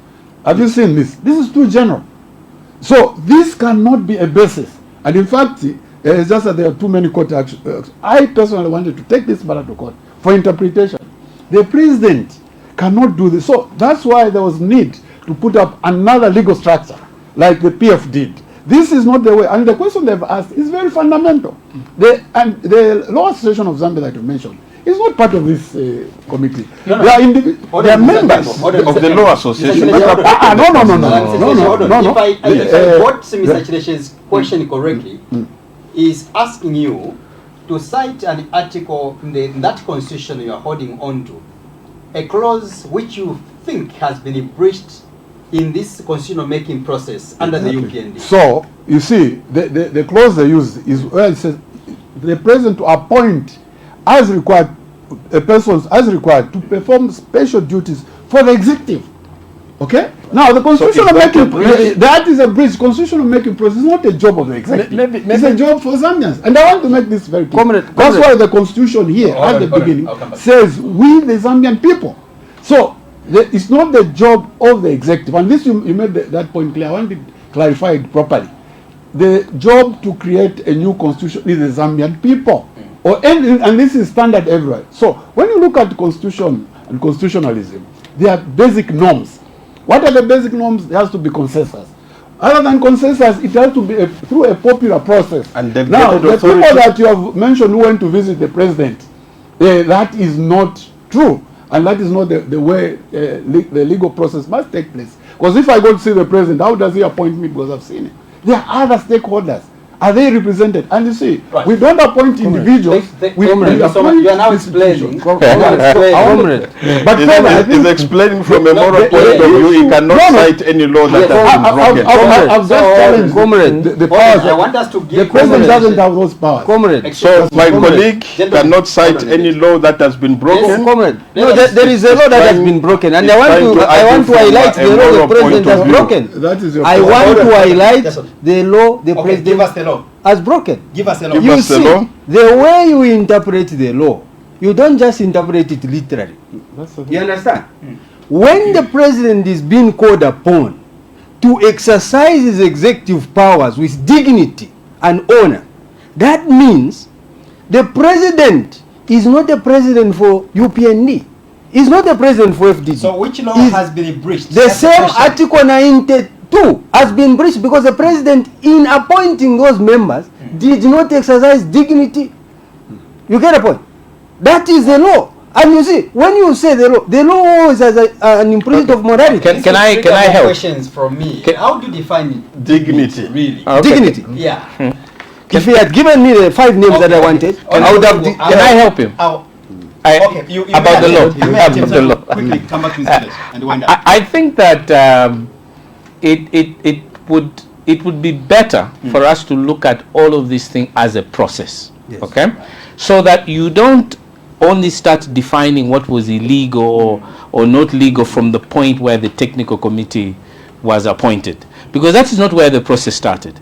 The process started without consultations of all of those, and the issue that indicates that something illegal was done was the fact that there is a constitutional decision which was reached indicating that not all of the procedures in accordance to the law were followed. And that is a constitutional decision. So his appointing of the technical committee is in reaction to try and cover up the observation of the constitutional court. Now that is indicative enough. Right. Thank you so much, Mr. Chileshe. The issue of the constitutional court my learned colleague is making reference to is within the parameters of ensuring wider consultation, which the technical committee has exactly done in fulfilling that constitutional. What was the definition of wider?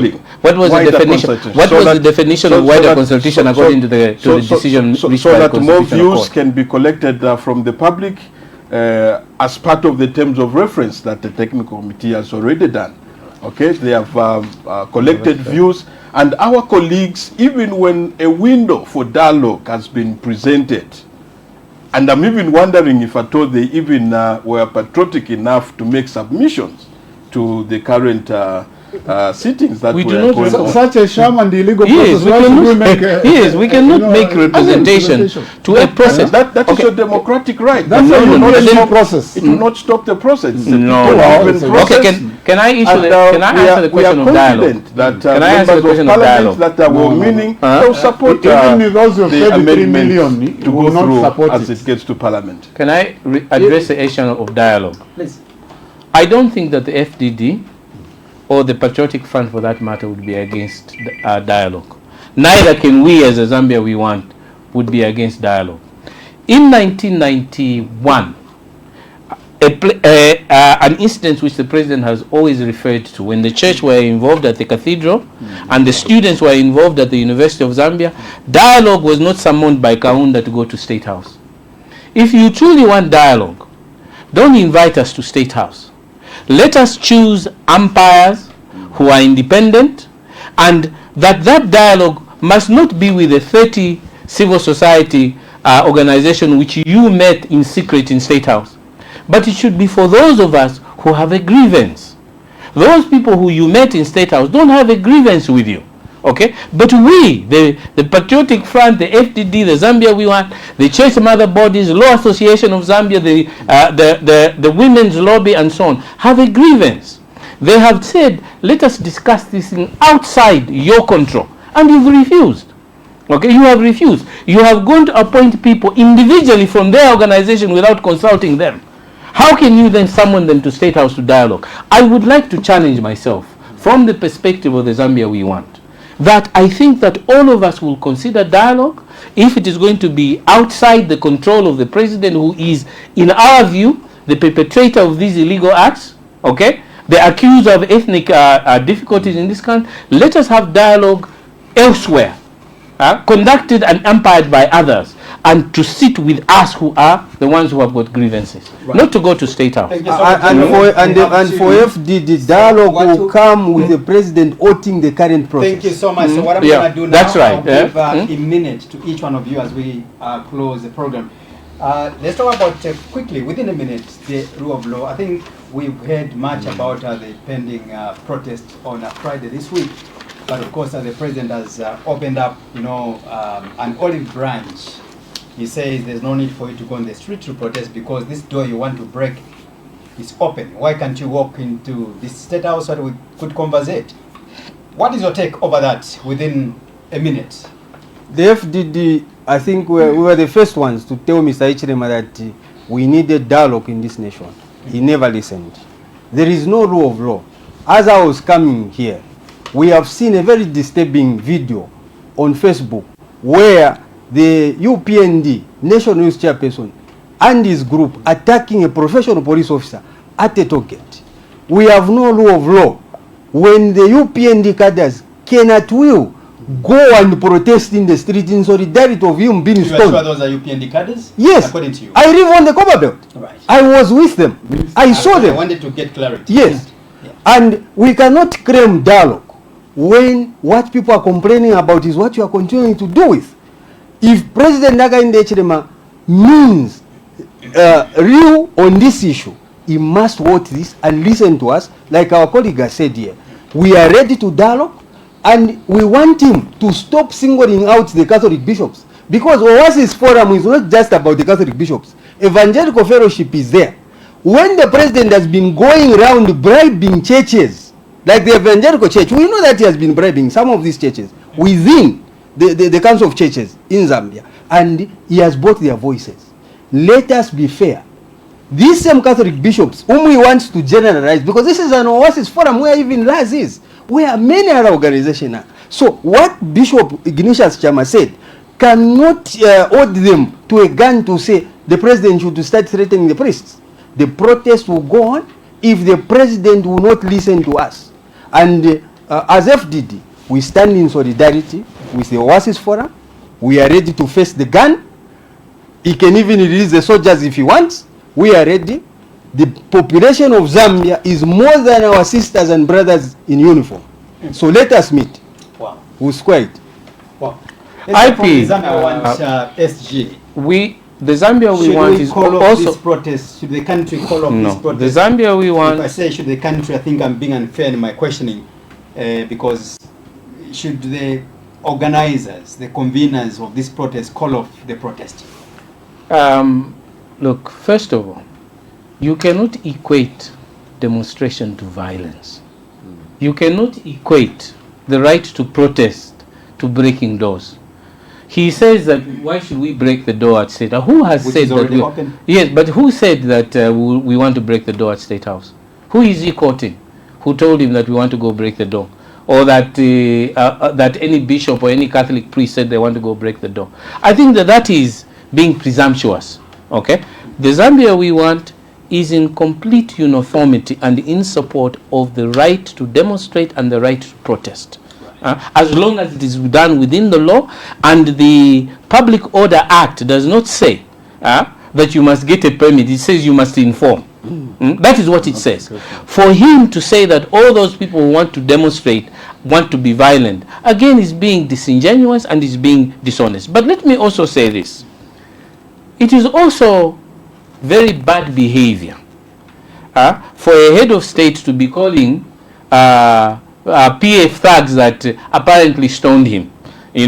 This issue of stoning that took Could you place. use a different word apart from the word bad behavior from the head of state? But bad behavior means that it is a behavior which is not which is not good. It is not an. Are you suggesting that it is an insult? I'm suggesting that you use it. Okay. Much All right. more polite Fine. word. Let me be polite Bad since you are here. It is an acceptable behavior for the president to be saying that the PF thugs are the ones that that stoned him. The PF are not the one who went and withheld and withdrew a mine on the Copper Belt. The PF were not there.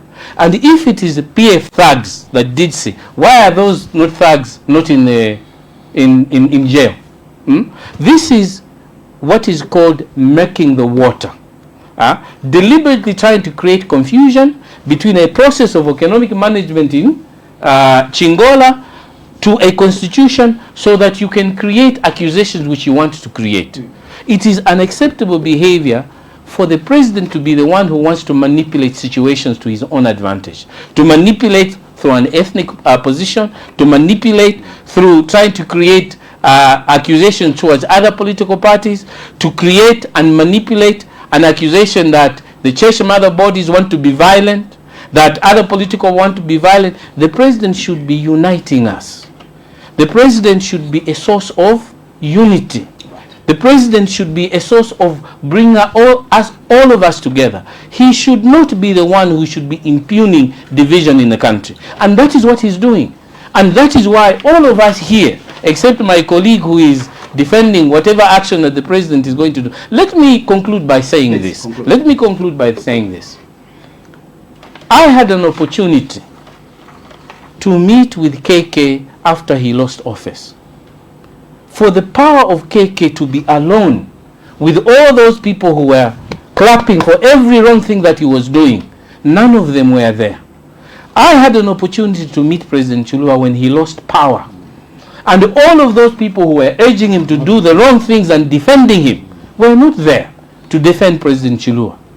I've had an opportunity myself to sit both with Arabi and with President Lungu. And all of those people who were telling them, oh, what you're doing is the greatest, were not there to soothe the pain and the loneliness that comes after people have told you that what you were doing was wrong and they voted you out of power. Now you have to deal with that situation alone. So my advice to President Hichilema is that he should not be listening to all of those people, those ministers who are holding press conferences trying to denigrate Catholic bishops, when there was a time when they were beneficiary of the same Catholic bishops who were saying what was happening to HH was wrong. Right. Yeah?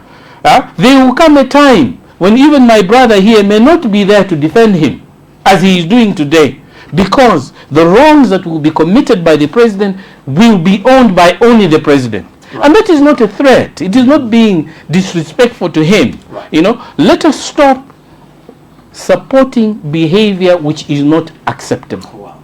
Thank you so much, Mr. Lungu. Let's hear from Honorable Tembo. Thank you. Rule of law. Yeah. My colleague here did allude to an issue of hypocrisy. Now, you know, when you talk about the rule of law, you're talking about the law guiding the actions of all, you know, security agencies and law enforcement agencies and so on. Now, what we are seeing under the UPND is quite worrying, actually, because the law is only applicable to one group of people. When it comes to UPND members, the law goes to It's not applicable. It's not applicable. When it comes to any PF, he did mention that many PF members are in prison. Yeah. And he's right. And it's simple because they are targeted. Now, just, you know, some years back, before President Lungu died, there were boys, UPND, and they known, we have that record, in Northwestern, they insulted President Lungu.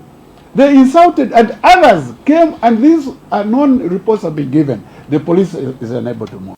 Just recently, even the issues, you know, which I referred to earlier, there's a UPND district youth official who said that we went to arrest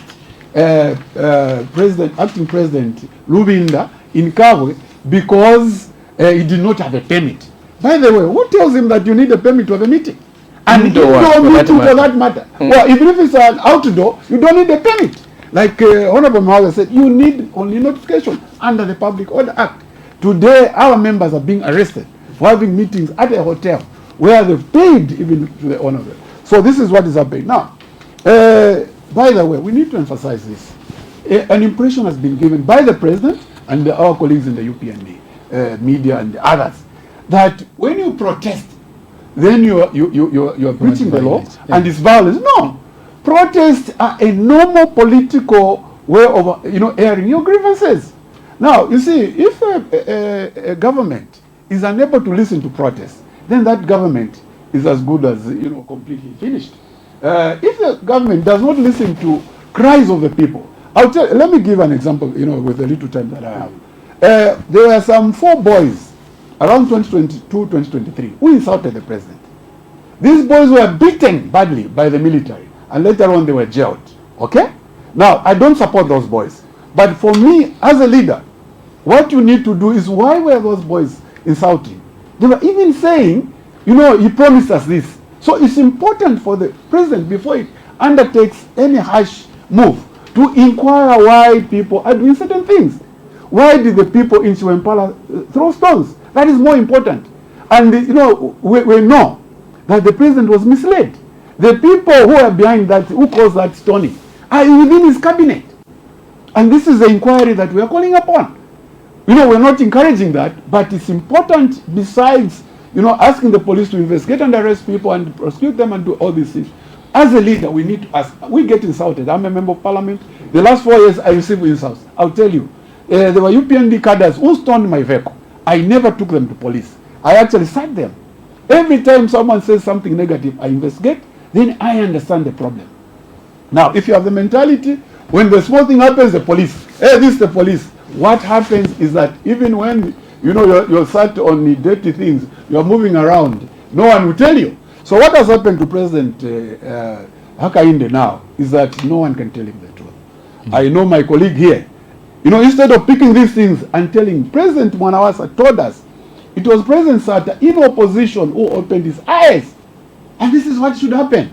Not praise singers every day. There's some boys who used to come on TV, on social media, that Fimba Poke, you know, hey, the president is, you know, that is not the right way. Listen to the opposition. Why we ventured on a democratic process of multi-party nature is because other views must be heard. Right. And this is fundamental in the Constitution. Please. Now, lastly, I've just indicated that, you know, as we talk about rule of law, the president made one big mistake. All the law enforcement officers under Gazette 1123 were asked to be reporting to State House. That shouldn't be the case. Allow these people to freely operate. Arrest ministers. Right. Now you see, we have ministers who need to be arrested. They cannot be arrested because they are actually covered.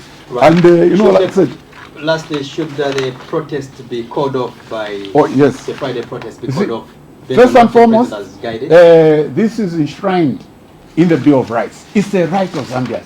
The government is set up by the people, not the government setting itself up. So these protests are purely legal. The police have been notified, and that's all you needed. The police have no say.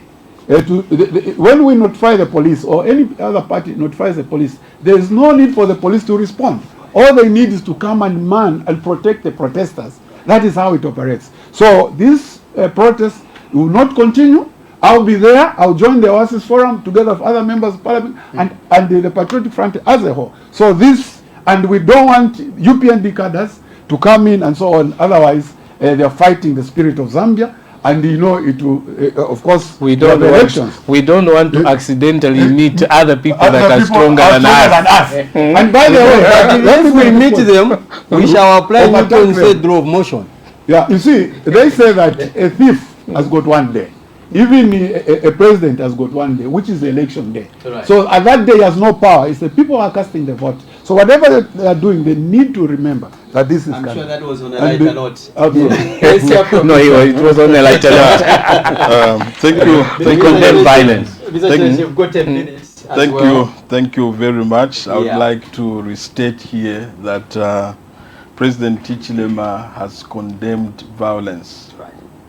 Whether it's erupting within the rank and file of the ruling party or from the opposition, the president has condemned violence, and he has indicated that if it's happening from among members of his party, whoever is found wanting, they are on their own. And I would like to urge my colleague here, most of the confusion we are seeing in terms of violence, this internal fighting within the former ruling party, who are still trying to find feet after that humiliation that they went through in that. But you are sponsoring Chavinga and other dissidents in PF.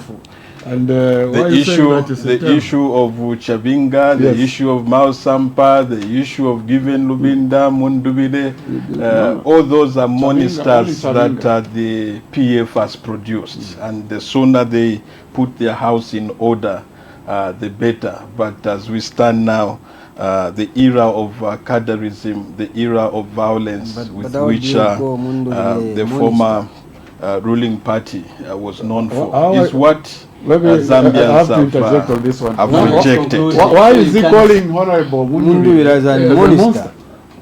You can't Because- because No, it's no, going I to- raised the issue What of I'm saying, Chavinga, what but I'm he's saying, putting in- what I'm saying is that the PF has so many-headed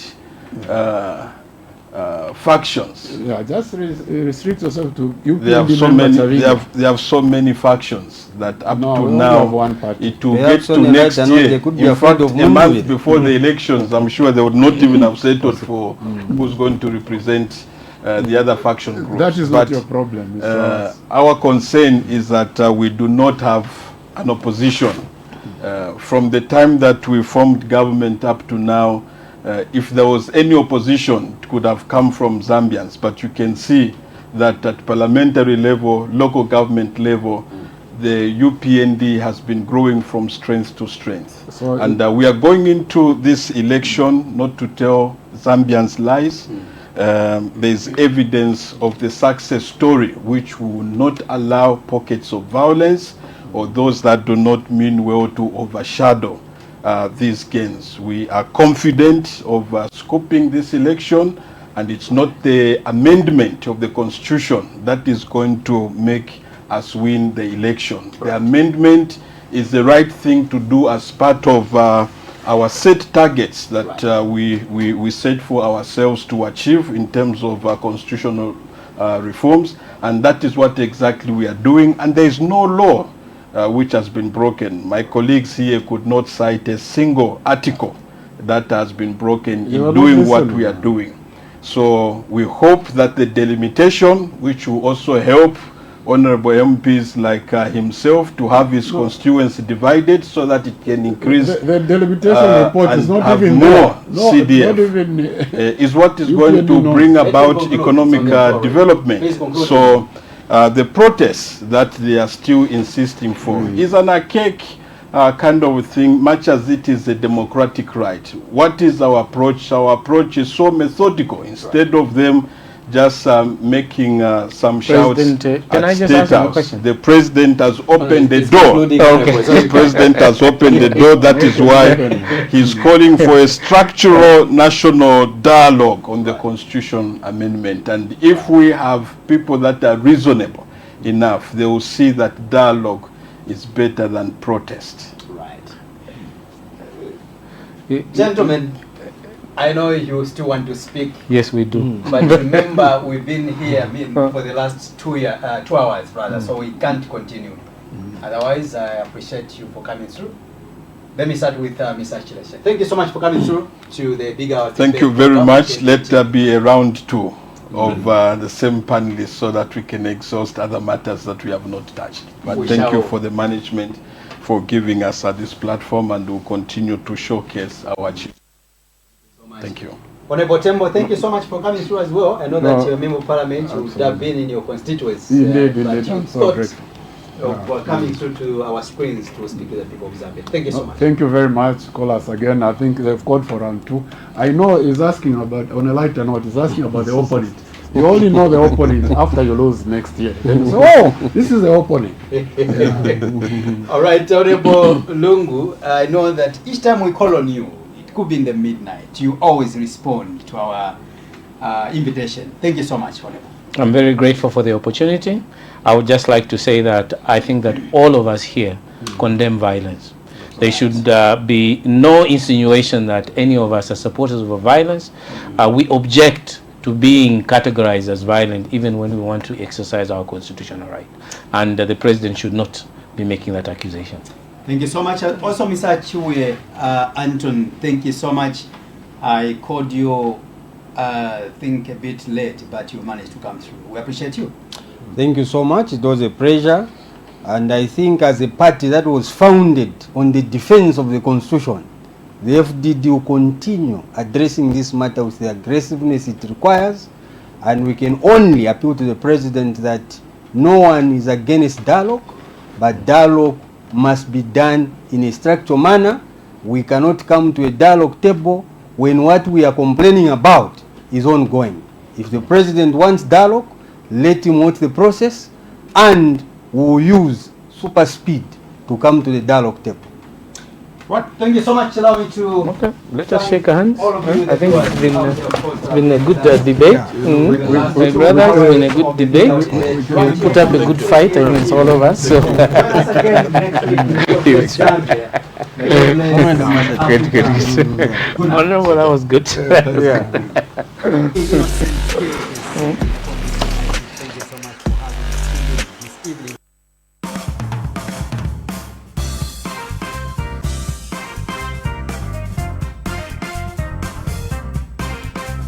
Innocent Kirike, simply call me. Thank you so much for having us this evening.